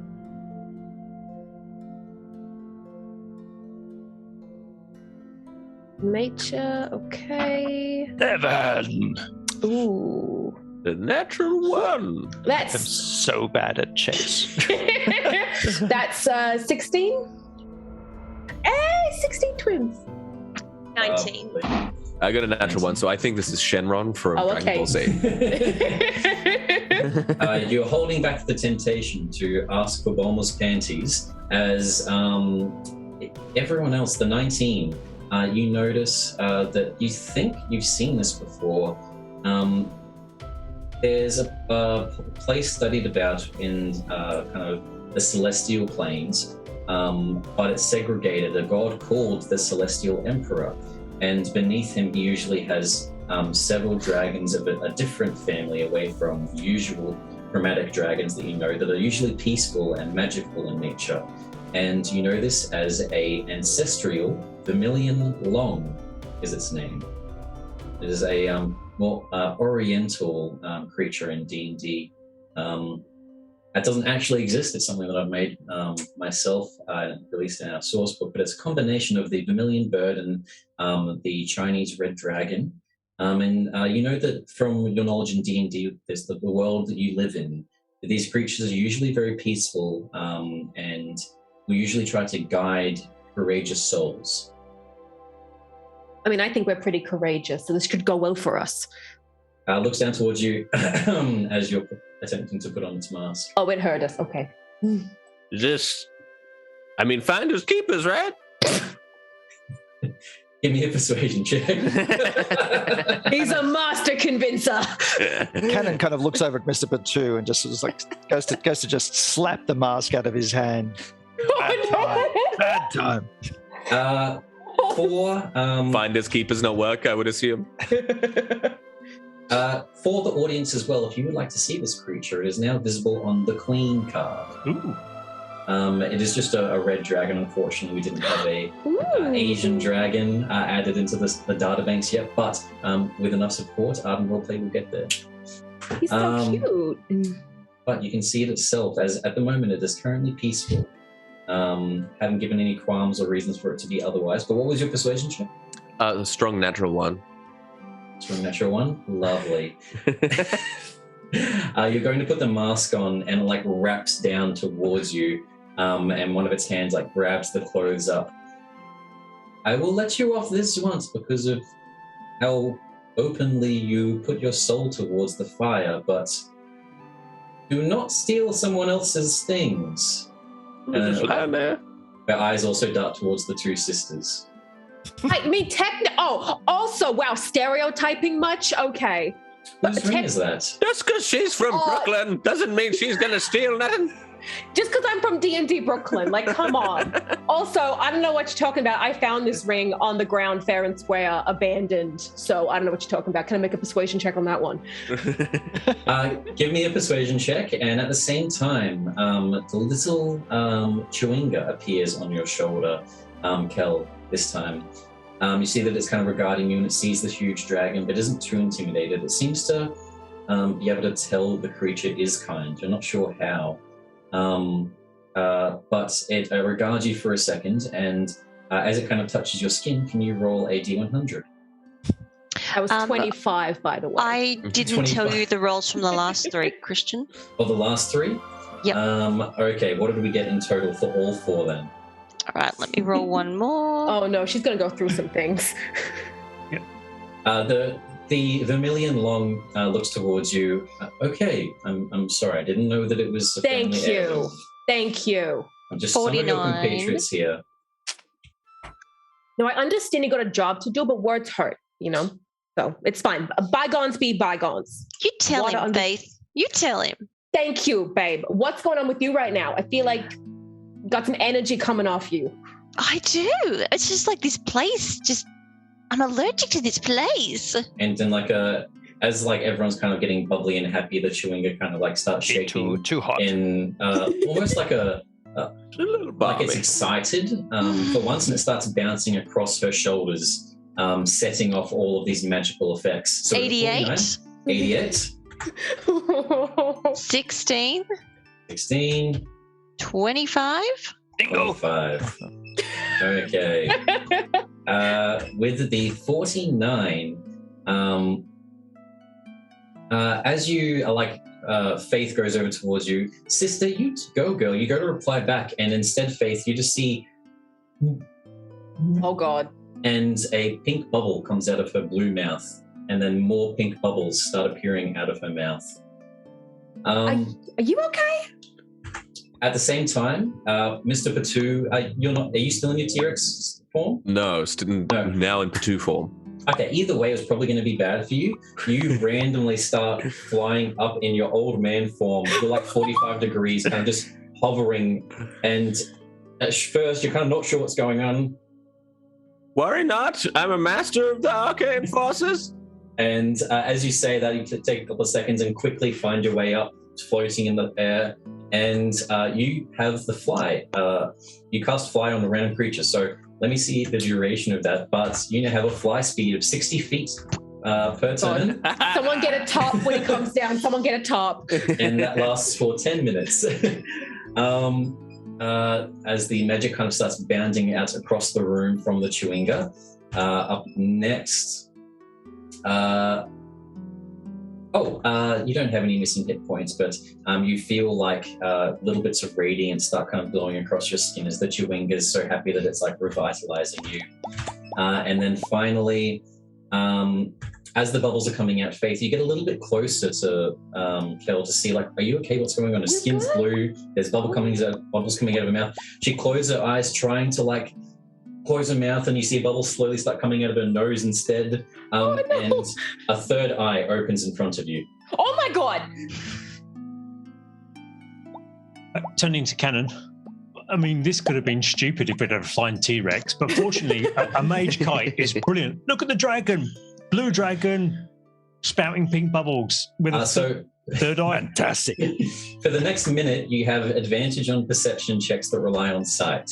But yeah, this third eye like stares at you, and then because you can see out of it, you instinctively open your other two eyes and you're wondering what's going on. As you try to communicate what's going on, it's bubbles coming out of your mouth. How many fingers am I holding up? Okay, she's good. She's good. She's good. She's got incredible sight. So I was holding up an extra one. She's got terrible sight. So ancient and wise, benevolent dragon. Could you get our wizard back? I think we've lost him. I'm exactly where I need to be, Sonny. Please don't wheel me again. It's allowed when you're flying. How long are you gonna be up there for, sweetie? Like, just in case we have to get like a towel or something. We're gonna catch you when you come down. I can't hear you. I'm off the birds now. Okay, well, he's gone. Right. They have to be here somewhere. Oh no, the hot one's back. Okay. Bring the prisoner. I will go and speak to Slook. And as you guys see that, through the little gap, you see that the Vermilion Long kind of like tucks its head away, and you all notice Imnis out in the open, and two of the salamanders beside him, and a beaten, bloody, and bruised the genie beside all three of them, kind of shackled up. And you see that they're walking out of sight from you guys towards the lava pit. Oh, no. So they're not approaching you guys, they're approaching the lava, but they go out of view. What would you five like to do? Well, it's like my old dad used to say. You ever find yourself in the city of brass and a bunch of Ifrit are about to sacrifice a djinn to a lava pool? Well, you just stay out of the way. Did your old man your old man getting into a lot of these kind of things? No, I don't think he's ever been here, actually. That's so weird. You know what? I respect weird. You know, you're right. Let's not be here when he gets here. But he was a jackass in a lot of ways. So maybe we should lend a hand. Kel sneaks off to get closer. I see all of you. So if you're in trouble with Imnis and his band, you need to get out of here as soon as possible. I actually helped that man Mujil enter here. He was trying to retrieve your little friend that you've got, and points towards the Chewinga. He was trying to rescue him. I'm assuming that's why you probably saw him. Did you see him at the harbor? You remember back to when the genie attacked the ship? Yeah, I saw nothing. I was literally a plant pot. I was like, it's a bit hard to explain. He was a bit indisposed at the moment. Okay. You seem like a very odd bunch. Well, how dare you? We've got two bright blue people and a flying wizard. Yeah, what's with the stereotyping today? I'm sorry. It's just blue, bubbles, a unicorn, a T-Rex, invisible, singing. Anyway, the closest escape route to here, unfortunately, is in the Sultan's district. It's in the charcoal markets, an area where the Sultan sells most of his dealings. You all need to go there, and you'll need to find a coat of arms. By activating the coat of arms, it should take you to whatever plane you wish. Okay. Right. Cool. I mean, you know what? It sounds like a plan. So that's my best guess. You want to go, and she points out, to go through that way. You'll travel through a couple more bits of the suburbs and arrive there probably in 10 minutes. It's not far from here. They usually have most of the gold production close to the Sultan's palace. But I heard they mentioned Sluk. That's a bounty hunter down in the Fire Elemental Plains. You'll want to be leaving as soon as possible if Imnis is getting help from Sluk. I mean, I got no qualms with sorry, you go. No, I was just going to say, stop peeing on me. I warned you about that. Next time. Just try and stop me, boy. Can you fly? Well, no, then you can't do nothing about it. I don't know about a coat made out of arms. That's a bit rough. Look. Have we explained metaphors yet to you? That was next on the list. Okay, we just got the whole simile thing out of the way. Right. Okay. The great thing is, Kel, 1 bubble or 2 bubble, do we save him for yes, or do we go to just escape? 1 bubble for escape. I'm taking this as escape. Right. This is great. A team that bullies our new friend together stays together. Let's go. As they all start getting, you all start getting stuff prepared. This vermilion long regards all of you, and you see that it kind of lifts its wings. Actually, no, it doesn't have wings. It's a vermilion long. It kind of just starts floating. I'm also used to it because if you see on the app, you'll see a dragon taking off and lifting its wings. That should be showing for you guys right now. But the vermilion long kind of starts flying off into the distance as you three start to kind of stealthy away past Imnis. Can I please get a stealth check from everyone? Actually, what I'm going to do is it looks like Mr. Patu just wanders out towards them, and you feel a tap on your shoulder pop up. It's like, I'm just right here. I'm going to make a distraction. You know how I do. And how I do. He's going to cast Mislead. So it's essentially an illusion of him goes one way and we can go the other way, and I'm invisible while I go. So, despite the stealth checks that I've just seen in chat,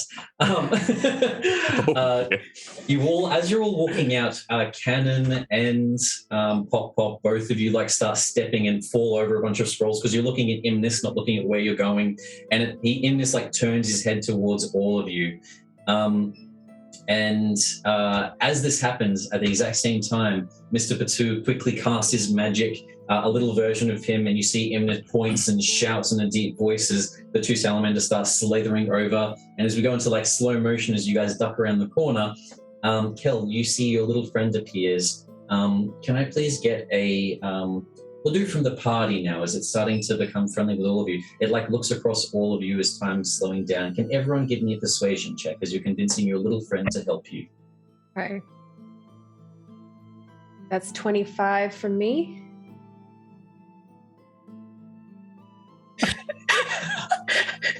That's a natural 0. Thank you very much. Oh, no. It remembers the waterboarding talk. Incredible. Was that 2 natural ones? It was. It's me and my old pal. We're so charismatic. Wait, no, what did you get back? 1 natural 1. Is that 3 natural ones? Okay, so I just look at it and I'm trying to talk to it, but all these pink bubbles is just nearly blowing it away. You're trying to communicate to it, and you see that it turns towards you, and then it turns and it's raising its hands, and even though it's a very small stature, in a very triumphant way, it's trying to put its hand and its magic towards Imnis and aid all of you. And the bubble comes out from you. Mr. Patu bumps into your shoulder invisibly. Cannon is sitting there chewing and takes a little bite of the pepper, and flame spurts out in front of it, and you see that it has a panic attack quickly. And the wild magic surge goes off, but not to your guys' favor. Let's do 2 D100 rolls. How's that different from the entire picture? I'm wildly confused to our advantage. Okay, so we have a 7 and That's a 93. So let's see, which of these is worse? Oh, good. I'd say 7's pretty good. Lovely. Kel, as you see that it kind of starts panicking, like light and bits of flame and cinders and little kind of sparks start sucking into its body as it's freaking out. And then as it disappears, rather than a puff of smoke this time, it's a puff of fireball. Can I please get a dexterity saving throw from everyone? Oh, goody.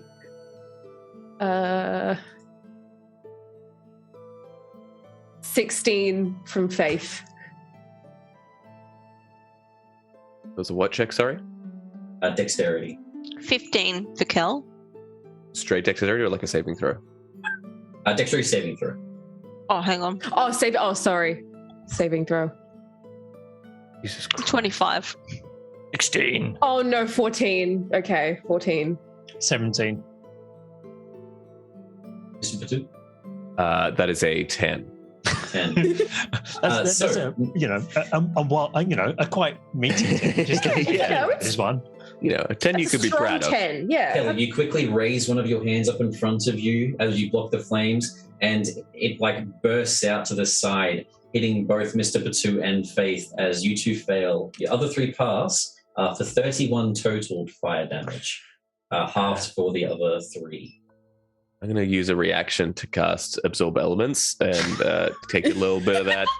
And off I've the got top. a natural resistance to fire because I'm a tiefling. So is that half? What's half? Yeah, so you'll still take half of it. Okay. And What was the half? Barbarian. I was 31 in total, so 15 halved. Well, there go my temporary hit points. Mr. Patu, is Mislead a concentration spell? Oh, no. Mislead is it is indeed a concentration spell. Could you please do a con save, and you need to beat a 15 because that is half of the damage. Oh, my God, we're going to die. I have advantage. I mean, I'm good. There was a natural 1 and a 15. Hey. Lovely. Okay, so you guys make your way across, and that is where we will go to the next area on Ardent Roleplay, not on the map. Imagine if we had to have the big boss fight now. I'm easy. Let me go. I got an 8th level spell. I have some sharp tools. This will work in our favor. I'm just quickly reloading the app. But as you guys are walking through the city and approaching, you start to see that there's like a large wall surrounding this area where you've been pointed for the charcoal markets. Obviously, it seems to be the wall that surrounds the Sultan's palace and all the districts inside.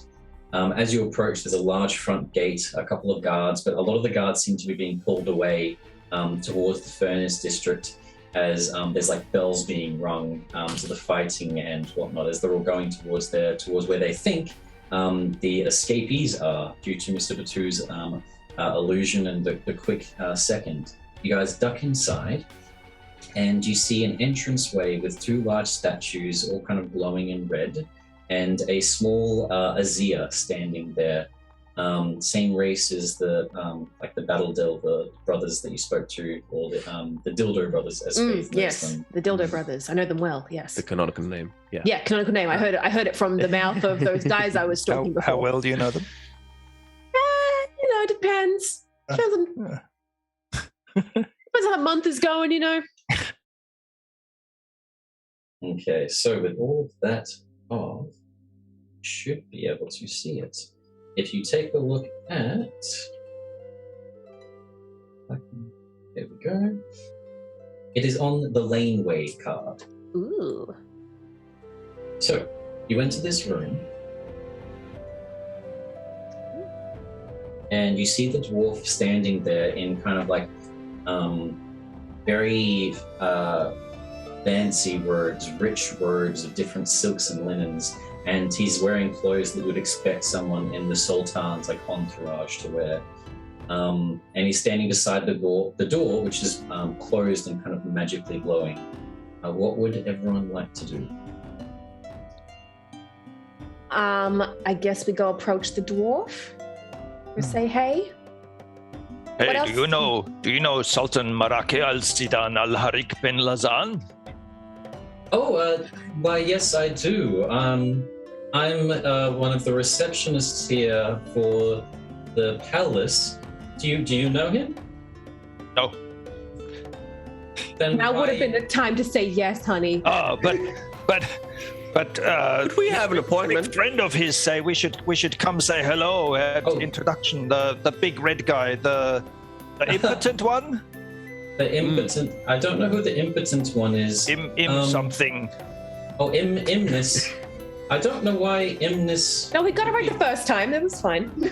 You mentioned and looks towards Mr. Batu. You mentioned I don't think Imnis or the Sultan would have a meeting with a human. That's right. Oh no! I'm just bodyguard for, for our queen, Her Righteous Majesty. First of her name, Faith, the God Killer. Oh, hi. It's at this point, Pop, it kind of just head accidentally kind of touches the back of Faith's thing and casts guidance in a last ditch hope that something good will happen. Can you give me a persuasion check, Faith, with guidance? With the one high that I just got to say? Okay. With guidance and also with advantage due to the help from Mr. Batu.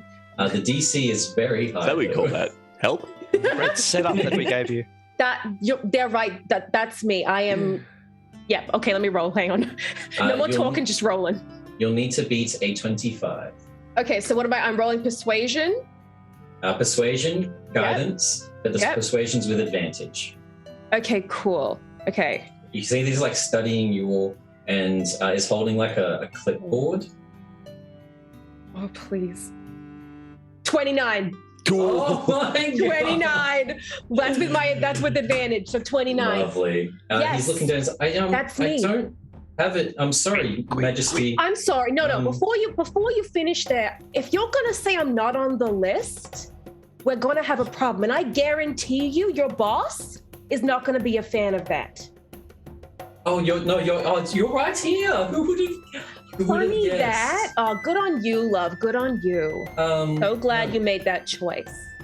Yes, lovely. Right on through, and you see that he grabs out kind of like the end of a key, and then as he grabs it, magic kind of forms the rest of the key, and he puts it into the lock, and the doors slowly start swinging open, which you can all see on the app. Can I covertly give Pop and Mr. Batu a little high five, a little wink under the table? Good job. That was the first time that's gone well. I know, right? Can I just do a quick perception check, see if I notice anything? Yeah. As you guys walk through the entrance and start entering, the charcoal markets are straight at the front. The first area, you see lots of different people walking in and out, which we'll explain in a second. Also, with that being said, let's actually bring everyone to the charcoal markets.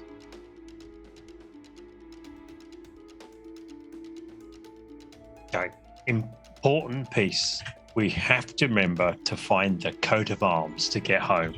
So that's a 16. And we gotta find a tree for our friend, for our little guy. I said we'd do that too. Coat made of arms. Yeah, remember we gotta get the coat made of arms. Coat made of arms, yeah. It's easy just to go with it. Do we know any? Maybe I could just rip some arms off people. Show me bad people. I just take some arms. We make a coat. That's it, sweetie. That's it. Well, when we get out of here, we're going to have a little workshop on metaphors. But don't tell me that deja vu joke again. I wouldn't dare, honey. I wouldn't dare. As you all start making your way through, I said, don't tell me that deja vu joke again. You see all these different races now. You see fire elementals walking through. You see different magma mephits making their way through. And you see salamanders, fire giants. You even see these small little magma creatures that you saw at the bar, magmin. You see a couple of earth elementals walking through and carrying human slaves by chains, walking through the marketplace. And up on a rooftop, you see another vermilion long, but this one looks like it's a bit younger, kind of watching the marketplace itself with all these bustling people here and there. Let me just assign all of these to all of you. I think we should form honor guard around Queen. Faith is kind of getting a little anxious, so she's just going to pull Kel a little bit closer to her with all these people around. You don't have enough nails to break, sweetie. You stay close. Oh, honey, we got to get that sorted. Oh, it's okay. Well, I promise we'll work. Does anybody speak goldfish? Yeah. Is that a language? Is bubble a language? We need to get you like a little chalkboard or something to write on. Okay, if you all just want to quickly test out your minis on the Roll20, and just give me a quick thumbs up. Boom. What's the toggle tool to make? Trying to find me. Ooh, how do you make him turn around? Oh, I can use keyboard commands. That's great. So, as you all sporadically with ADHD run through the marketplace, sorry, yes. You all see this area now, and like obviously Pop pointed out, the cleric trying to be the voice of reason, you're looking for the this coat of arms, or as Canon knows, a coat with many arms hanging off of it. Coats. Made of coats. Arms made of coats. Yeah. But you do see two salamanders right at the front of the entrance. They haven't noticed you yet because there are many, many people walking in and out through here. But what would you guys like to do? In an emotional scene, I grab our wizard, put my hands on both of his shoulders, look him in the eyes, and say, "Don't die again," and cast Death Ward on him. Aww. And then shake him a little bit like that. "Don't die again. Don't die again." So we're Not looking so much shaking, for elder a portal. abuse. He's gonna hurl. He's got a sensitive I'll do what I like. No dying. No dying. What was that, Kel? We're looking for a portal. Yes, a portal that's meant to look like a coat of arms. Like a coat of arms. I just want to scout, try and find this. Okay, I'm staying close to Kel. I told you, not going in without me. Lovely. Well, if you guys want to go off down any of the streets, 1, 2, or 3. Oh, we should probably stay together, sweetie. Just Pop's giving me that little thing that he does when he gets annoyed. I'm going to cast tongues on one of you so you can understand the locals. That's a great idea. I rolled a D3 to see which way I go. Cannon's already gone. Which way is Cannon going? I don't know. 1, 2, 3. I rolled a 2. 2? Okay, you're going straight to the middle. Yeah. So Cannon is going down this street. That's Pop, Let's go though, too. so I get the language thing. Lovely. Faith and Kel, are you guys going with Cannon or left or right? Seems we're already on our way. Okay, Bubbles, why don't you decide? Let's go left. Okay, Bubbles and I gonna go left. Right. Kel gets tongues, so she now understands things. She can be the murderous one that understands people to kill them. So Kel, you now have tongues. You can understand every spoken language. So you gave the one who can't speak the ability to understand the language? She's still speaking bubbles. Yeah, she's been speaking bubbles. Oh, no, never noticed. I've got a really bad natural perception. So I then cast it on you as well.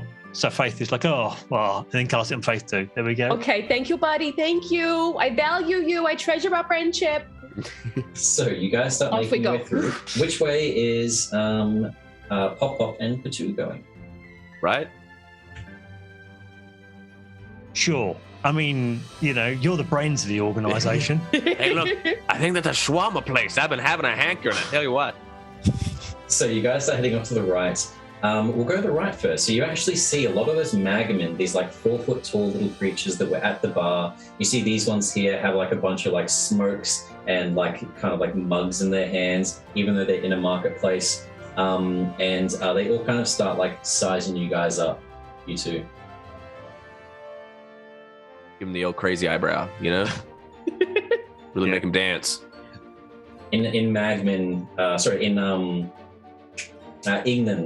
to you guys in the native tongue, you see that they're kind of you kind of understand the basics, as it seems to go You, what's up? What's up? What? I'm acting cool. What? Why you? Why I'm you acting cool too. Okay. We're all acting cool. You're getting a bit close to our flail snail here. Oh, is that what? Yeah, What? You just gonna pass on your way by? I don't think I am actually. Oh, Cowboy? really? And like two more of the small little kind of like magmen step beside it. We got a problem here? Oh, I think we don't have a problem, Mr. Cowboy. All rustling up, getting your hackles. Okay, well you be on your way, you and your friend. Yeah, best we do. Pop-Up, why are you being so antagonistic? We gotta lay low, all right? Just gotta let things pass, let things drop. Don't get so in their face. You understand me, Pop-Up? No, not a bleeding word. Can we go now? You guys make your way past, and you walk past this huge, the size of a wagon. He's elderly. This huge snail the size of a wagon with multiple heads that's slowly making its way through the marketplace, and you see a couple of magmen like walking thuggish beside it as well. Cannon making your way through the middle.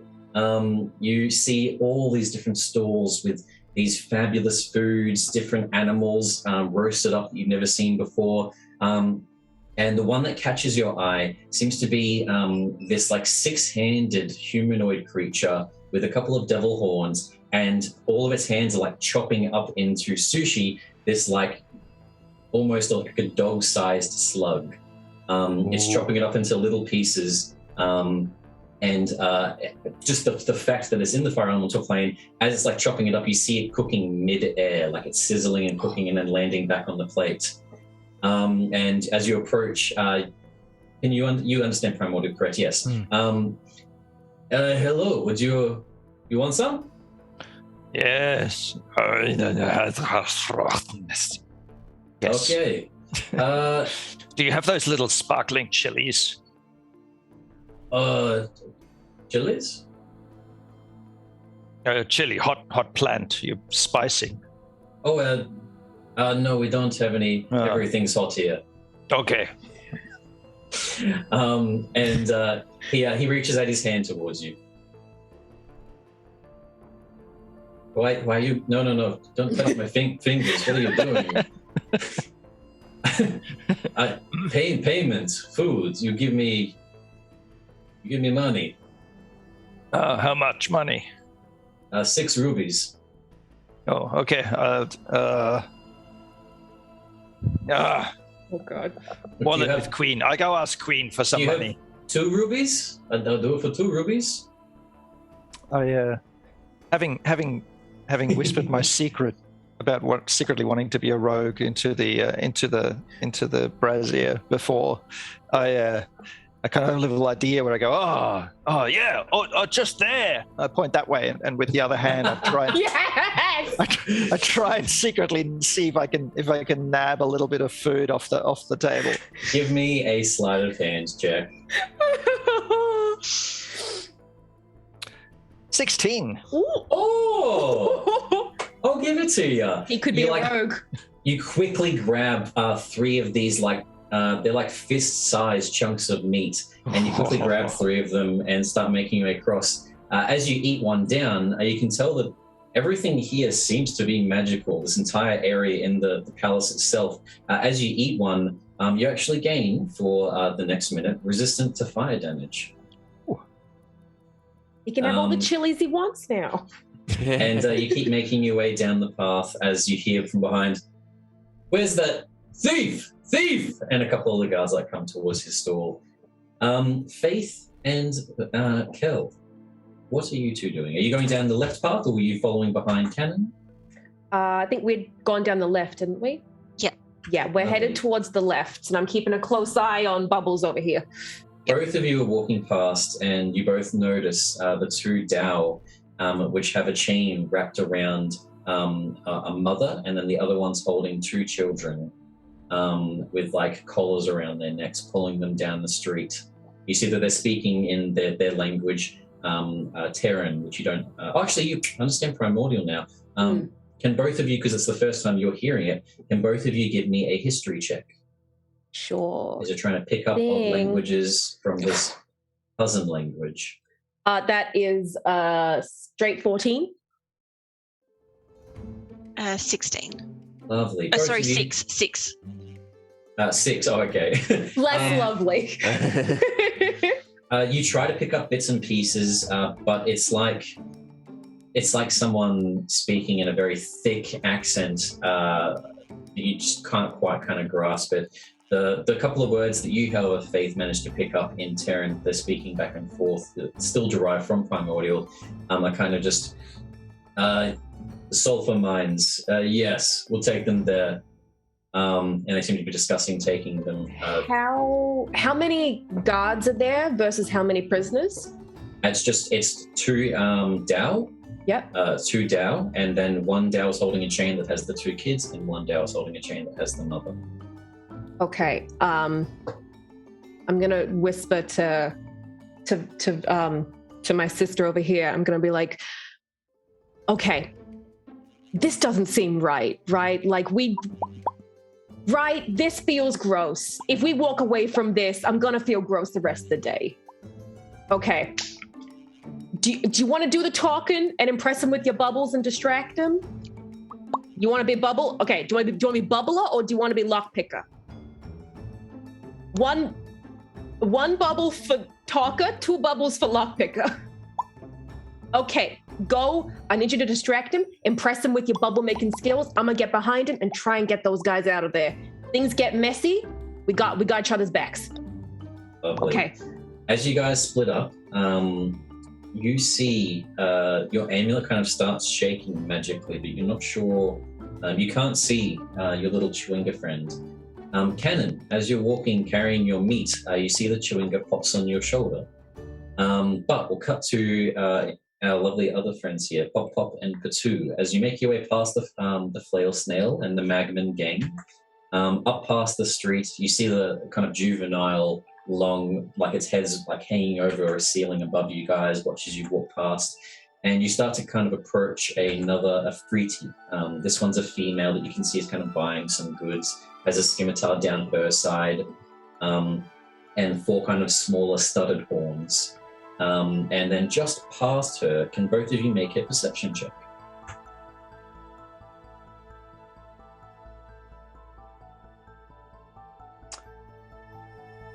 Natural 20 for 25. Oh. Good. Oh my god! I've been rolling hot shit. That wall in front of you, there's like the large wall that you can see on the map. It's got 2 closed doors at the moment that no one seems to be passing through. There are 2 kind of grated iron windows on the doors though, and through them you can see a fountain, and in the middle of this fountain that's spewing magma out of it is a coat of arms. You can see it underneath drips and flows of magma itself. So it's kind of covering it like a wave of magma, but you do see a coat of arms, which seems to be the only one you've seen so far. Arms. So, Papa. I know you've already seen it, but here's the thing, right? You're a powerful wizard. Yeah. And some would say.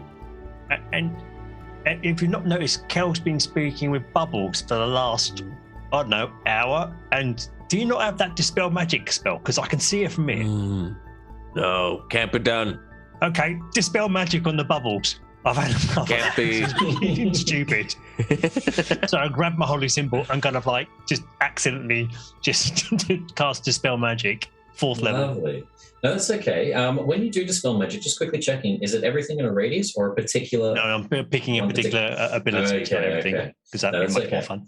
That would be. But lovely. I'll get to that in a second as the bubbles do their thing.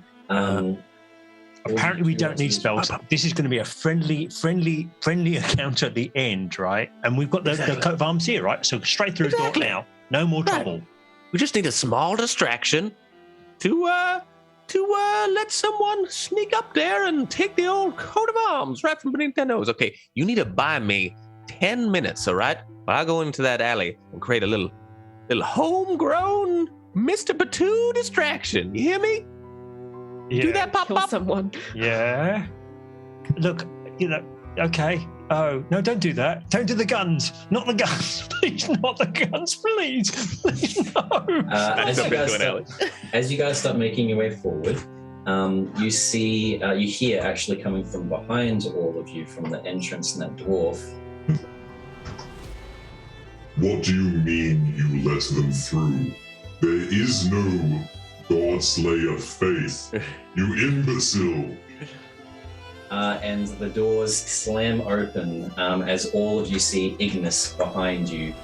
He hasn't noticed any of you yet, but it's now or never by the looks of it. So any last quick chances to do stuff? My thought was that I went off to start casting a spell that takes a little bit to cast. No, that's fine. I'll let you go across there and start doing your thing, casting it. We go back to the girls. As you step in front, Kel, and you go to bubble, which you think is going to be a bubble, so you're like, I'm going to distract them and just go, boop. The bubbles disappear, and you just step in front of these two down and just go, oh god.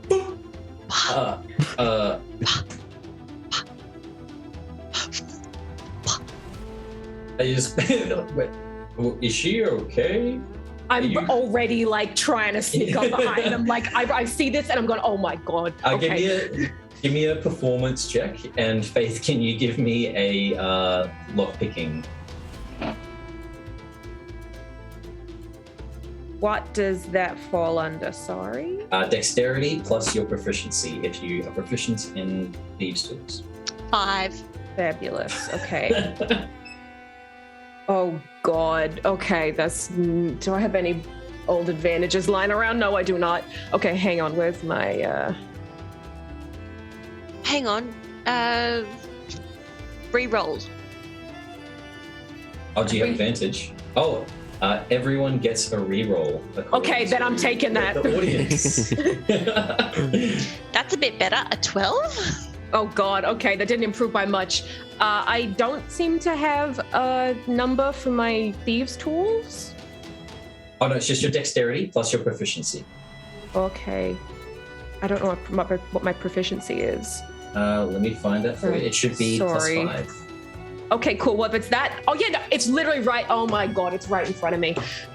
That's both me and Faith talking here. It's literally right in front of us. Yeah, okay, that'd be 19 then. 19, lovely. You quickly unbuckle everything. You like guide the kids down the little side alley, and they run across. Go. See Kel and the Dow are just kind of confused. You guys see Ignis run off in another direction, and they're kind of just left there for a second. What just... is she having a stroke? And then they look down and notice the empty chains and start shouting for guards themselves. And guards are now running around to shopkeepers that have had stuff stolen. To them, you see that a couple of the magmen turn towards Imnis and kind of start like discussing some stuff with like obviously the gang scene, the head police guy come across. And a clever plan. By making everybody chase us, they'll all get confused and they'll never catch us. Master plan, right? Master plan. Christian, can I just roll a perception to see if I can see Pop and the two with the coat of arms? Yeah, 100%. Give me a perception. Do I get advantage because of my third eye? Yes, you definitely do. Cannon, as you're making your way through, you see the little kind of friend on you there.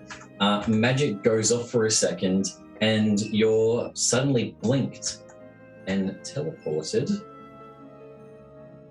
all the way, grab your mini, to here, way up, and you see in front of you a fountain, lava pouring down it, and you see like a shield and swords. It's not a coat of arms though. Like, what is this? No arms. God.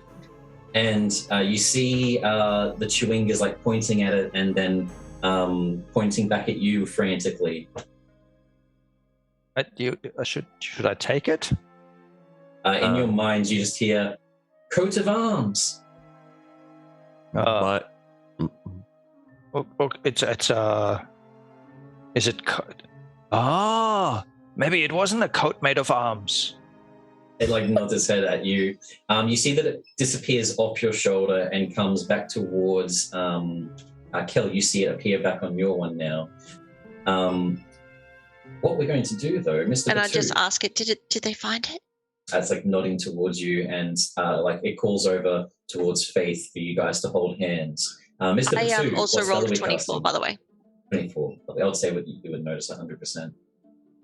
Mr. Batu, what spell would we be casting? You see Miss Batu being like, okay, just a little distraction. Can't be too much now. Gotta just ease right in the easy middle part where it's not too much, but just enough. He's casting Mirage Arcane. It's a 7th level illusion spell. You make the terrain in an area up to 1 mile square look, sound, smell, and even feel like some other terrain. The terrain's general shape remains the same. However, open fields or a road could be made to resemble a swamp, hill, crevasse, or some other difficult or impossible terrain. A pond can be made to seem like a grassy meadow, etc., etc. Similarly, you can alter the appearance of structures or add them when none are present. The spell doesn't disguise, conceal, or add creatures. The illusion includes audible, visual, tactile, and olfactory elements so they can turn clear ground into difficult terrain or vice versa, or otherwise impede movement through the area. Christian's gonna kill you. What terrain are we making it look like? Make it look like something really fiery. For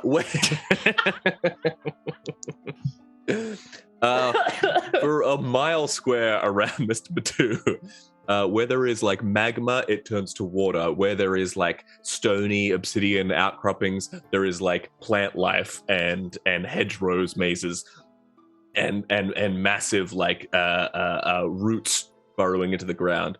Yeah, all the places where fire and magma run, there is water and life for an entire square mile around it. But it is Welcome not to the made of green. botanical gardens. It is not green colored, however. In paying respect to Kel, it is all blue colored. Lovely. Yeah, and me, I'm blue. We're blue. We can true. hide in it. As your little Chewinga friend quickly starts bamping on everyone's shoulders, and you're all now beside Canon in front of the fountain, which is now water, as far as you can tell, coming off of it. You hear screams from the entire palace district as everyone is not knowing what the hell is going on.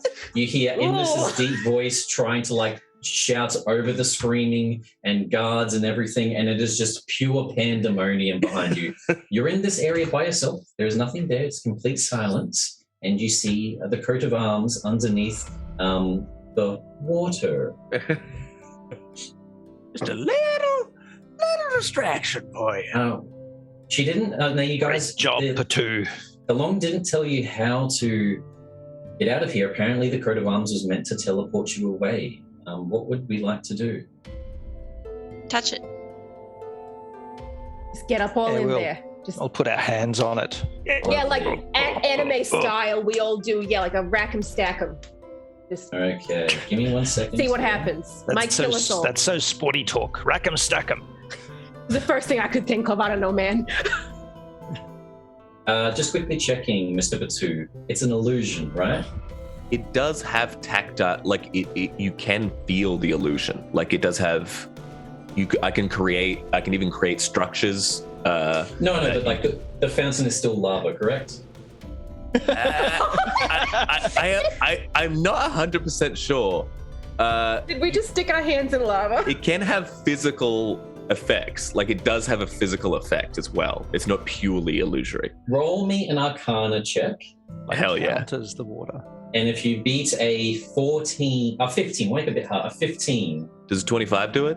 That does. So, We get to keep our hands. Oh, no, it says 3 party members taking it 75. makes the terrain. It says it makes the terrain even feel like some other sort of terrain. Yeah. No, the texture and whatnot, but it's obviously still lava. But with your power, you manage to change the actual area enough that everyone doesn't take 75 fire damage from touching lava. Almost You can leave, but at what cost? You three start looking at it. Can you three give me Arcana checks? As this is all happening, from behind you guys, you hear... Who has entered Marak al-Sidan al-Harik ben Lazan's heir? And from behind you all, you see this large kind of purple and bluish the genie. Let me grab him. No, I think he definitely knows that guy. Yeah. Yeah, weird. You see he steps forward and he's larger than all the other genie. He goes to about maybe 30 feet high with a large staff in his hand, addressing all of you. The three that are at the coat of arms, can all three of you please give me a... let's do an Arcana check.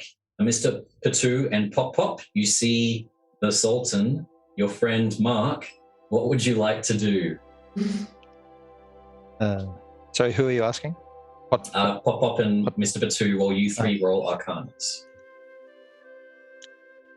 Well, hell. If it isn't, how long has it been anyhow? 2, 3, 5 decades? Can you roll me a history check just to see if you've actually met him? I got 18 for my Arcana check. Was I doing an Arcana check? Sorry? Yeah, all three. Okay, I got a nat 1. Lovely. And Cannon? 10 for my Arcana check. 10. Mr. Batu, what was your history? I got a 25. They're on first name basis. He hates. You can say he hates me. Like there is a long-standing rivalry here. He pissed on him once. Come back. You dare come back to my palace. Well, I mean, not to point names or be too particular about it, but someone does so, or someone else a little 50 gold. Remember that bet? Oh wait, I owed you that. And turned into a T-Rex and ate my cats. Well, I don't remember necessarily. I think there were attack environments in the building that I took care of. Some would say that's a service rendered. Well, it's been nice catching up, Mr. Old Buddy, Old Pal. So we could just. This is great. You know, we should do this again. Oh my God. Marake al-Sidan al-Harik bin Lasan? You know me? No. Mr. Pop Pop, as this is all happening, what would you like to be doing as well? Several things. Regretting many choices, like many choices at all, about not gagging the wizard early on in the encounter in the first place and casting silence. So that one's gone out there. Is this figure obviously magical? The figure, like the Sultan or the coat of arms? No, the Sultan. The Sultan, 100%, yes.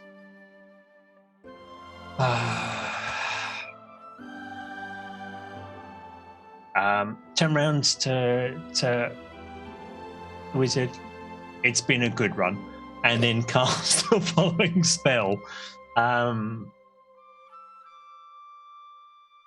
Wall of water to obscure us.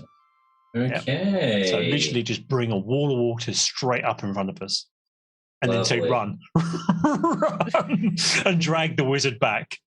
Okay. I'm literally trying to obscure the view at this point. 100%. The water starts appearing, and it is still the fire elemental plane. You see that it's like as it rises instantly, it turns into mist instantly, and it's like a wall of mist appears and starts evaporating in all directions around all of you.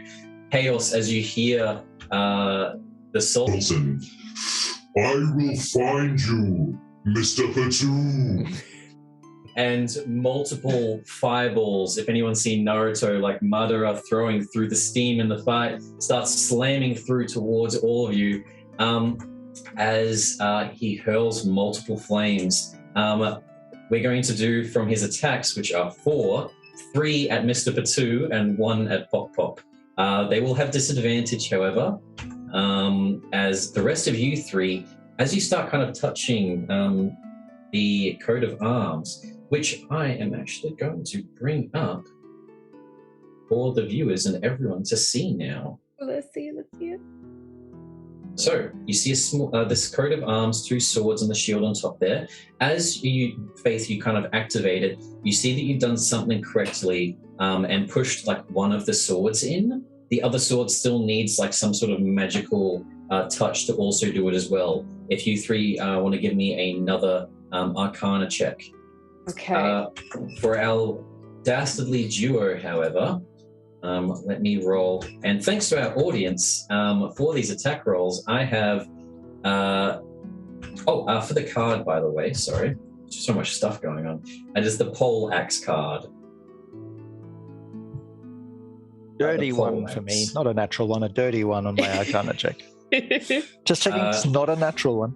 Thanks to the audience, I have 2 rerolls for these attacks for you guys. First of all is a 16 to hit Mr. Patu. Will hit. Lovely. However, I'm going to use it comes through and slams into him, but as it does, it just dissipates as an illusion as he stands right beside it. He's like, I have an illusory self ability that I can use once per short rest. Little goblin man.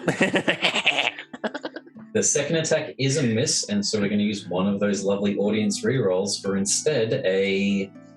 Oh, that's probably still another miss though. And then the third attack on Mr. Pop Pop. That is a 17 to hit.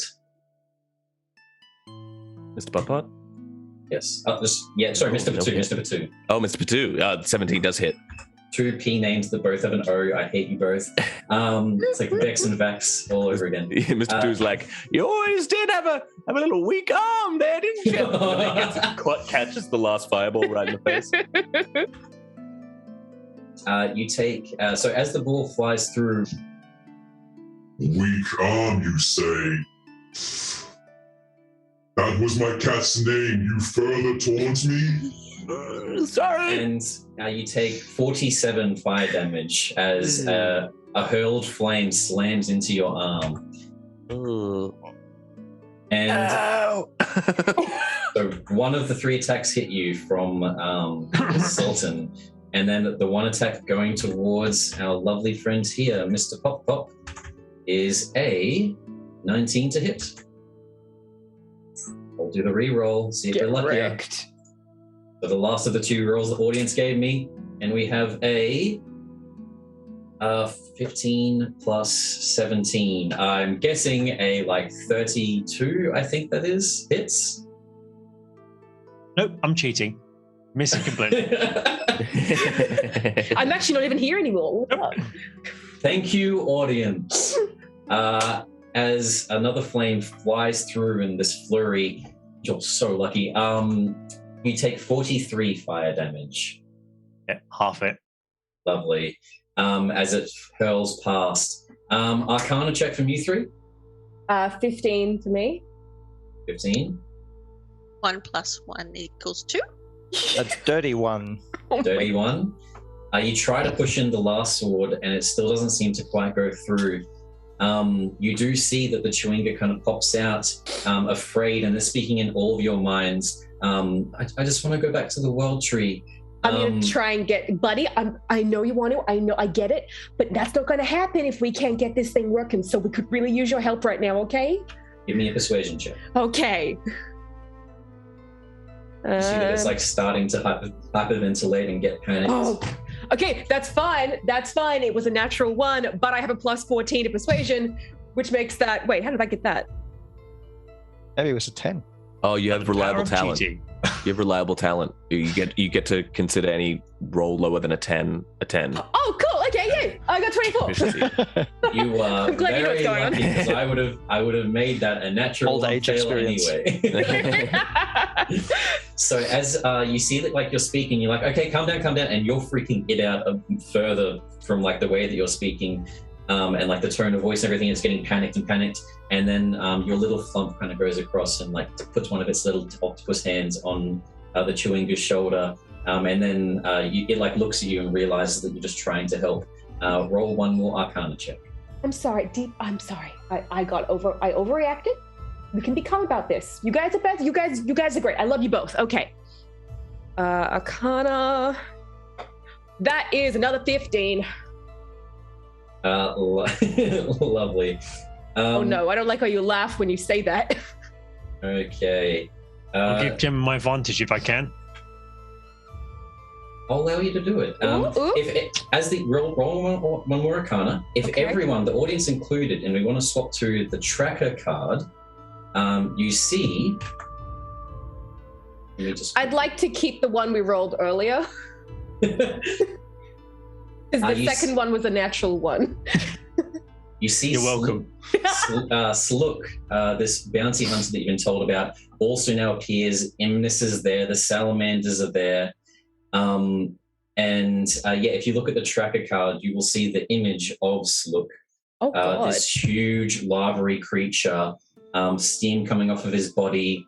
All of them are moving through the grass and water that's kind of raining down on the sky due to Mr. Pot.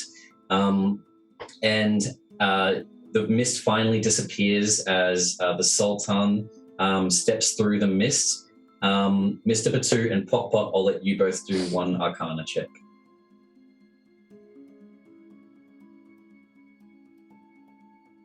$18.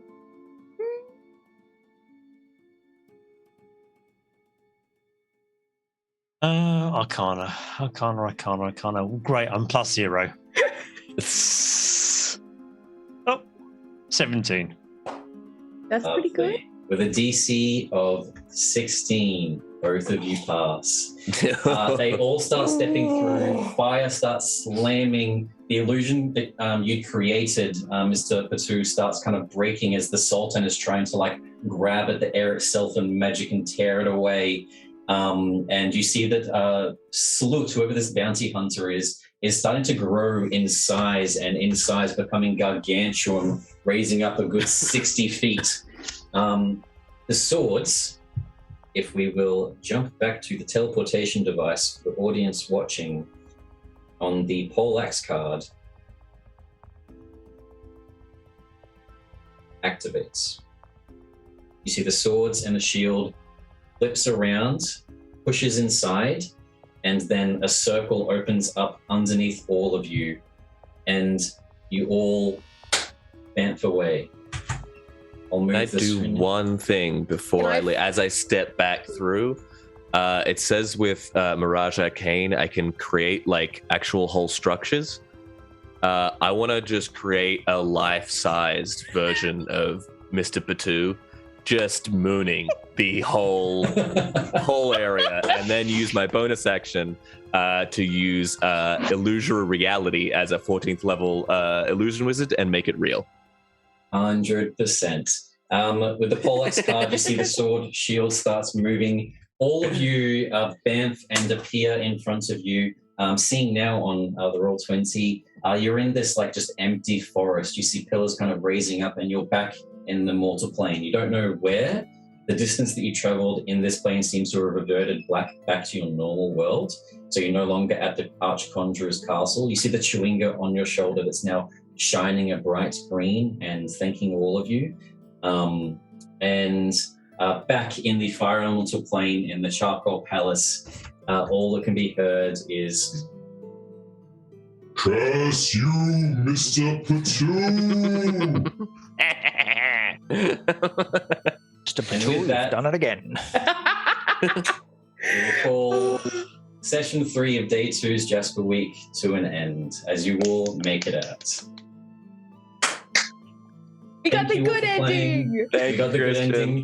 No one died. There was a screen prepared for the Sultan killing all of you, as Mr. Patu got what was coming. But instead, he lives to be a wily old man for another day, along with his adventuring partners, Cannon, Pop, Faith, and Kel. You all get away, and Faith still has in this plane the little Flump as her new companion.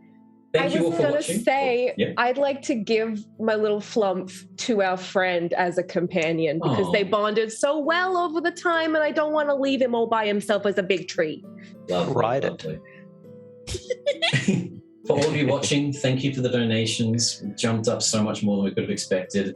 It all goes to an amazing cause, and I don't know for any of you watching, but for myself personally, this cause means a lot. It's been especially difficult with COVID and everything going on. We've just been through a holiday season, which is the worst for these sort of situations. So us being able to come together and make some friends is an amazing thing. So I had fun playing with all of you here tonight, and I'm keen to do it again. Thanks, buddy. Thank you so much for running. That was so good. Oh my God, great. let's do it again. Yes. Right now. I just have one question though. We got some more hours to kill, right? Yeah.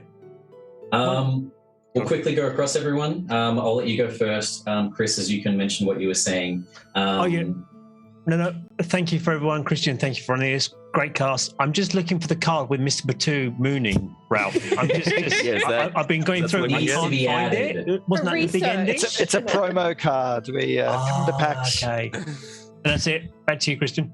Lovely. Up next, Faith, Gemma, GFD. Would you like to say goodbye? Thank you so much for having me. This was so much fun. It's always a pleasure to play during Jasper's Game Week. It is always the highlight of my year. If you'd like to see more of me, you can catch me on Saturdays on ABC Me. I host for the show Good Game Spawn Point. You can also catch my personal streams and all of my socials at GFD. I've had a couple comments in the chat, so you can find me there. But yeah, this has been so good, and I love causing a bit of chaos with some good wholesome people. With your 3 broken Relatively nails, your permanent blue skin, which is still the same for Kenan. Kel, would you like to, Rebecca, say goodbye? Yeah, it was such a wild night. I couldn't have expected it to go better. I'm still in awe of playing with such amazing people. I hope we've raised enough awareness and funds to help others with mental health. Lovely. And I'm just a noob and nobody. I hope that as well. And you had a great influence on here with the bubbles and the third eye. They tasted like bubblegum. Up next, could we say goodbye to you? I can hear like, this is me, this is... Zac. You can find Mr. Batu. You go to your local KFC chicken eatery, and you go around to the dumpster back there, and you find him scrumbling in the messings. I'm gonna be delving into that character. I don't know if I'm gonna be able to stop myself. You can find me at ZacSpeaksGiant. Just Google that. You'll find me. I have a Twitch stream where I do some campaigns. I have a podcast called I Speak Giant where I put those campaigns onto that stream. Just finished up a 4-year-long campaign and a 2-year-long campaign. So kind of starting some new campaigns and some new stories. So it's a fun time to jump in. And then our lovely barbarian who still has his chili waiting for the perfect moment to eat it. Canon Ralf, would you like to say goodbye? Yes, thank you so much, Christian. I think like everybody else, I don't know anybody whose life hasn't been affected by suicide around them in one way or another. I know mine has, and so, and also the impact of mental health and neurodiversity from different people, and not all bad, but different. It's fantastic that we hit the halfway mark at the end of day 2, and it was really great that we hit that in our game. Thank you everybody in the audience, and thank you everybody in the cast. Big shout out also to Soren, our producer this evening, in the behind the scenes. Thanks for making it all run. And see you guys for games tomorrow. It was fantastic. Had a great time. And if you haven't thought about using Ardent Roleplay for your games, check it out. Yo. It's awesome. Yo. Great promo. Give it a try. Now including Mr. Batu mooning the camera. Look, I will download it for that. Now, thank you all for coming. I'm Christian Langford here with Hermes D&D, one-stop shop for D&D services.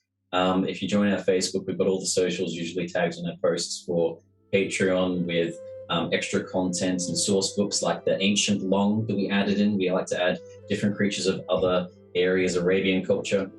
Hey! Yo! And lots of different awesome content. Also for everyone, we've just been told by Soren, the awesome producer you just heard of, we hit 2,600 for the night. So thank you all so much for that. We're only on day 2 and we've already hit half of the second goal. So thank you for that. Our Patreon, my partner does really funny TikToks that we've slowly been making. Puts a lot of effort and heart and soul into them. And as all of us small businesses out there, streamers and whatnot, the startup stage is the hardest. So like and supports for us would be amazing. And the support that we saw tonight just shows how kind everyone can be, which I'm personally very happy with. I'm happy that I was able to play, happy that I was able to host, and I hope all of you, if you do have any issues, I do know that Jasper's Gaming Week does have the phone numbers and links, so you can find your own support as well. So if you need it, search it, we're all here for you. But otherwise, have a nice night. Thank you for playing, and let's see you tomorrow. Absolutely. Thanks for hanging out, everyone. Good night. If anybody wants to subscribe, there's a discount code for Ardent Roleplay of 50%. So as a little extra thank you for everybody. Thank you so much. Thank you. Dude, you killed it. Good job. Day 2 of Jasper's Game Day Aussie Edition is done. Thanks Sean, Bryce and Christian for your games, and to the cast. But again, thank you even more to everyone in the audience who journeyed along. Your contributions help Beyond Blue in their battle for suicide prevention. Thank you. And we hope to see you tomorrow for games with Josh from Corsair's Grove, Matt Brown, and the dreaded GM Josh seeing us out.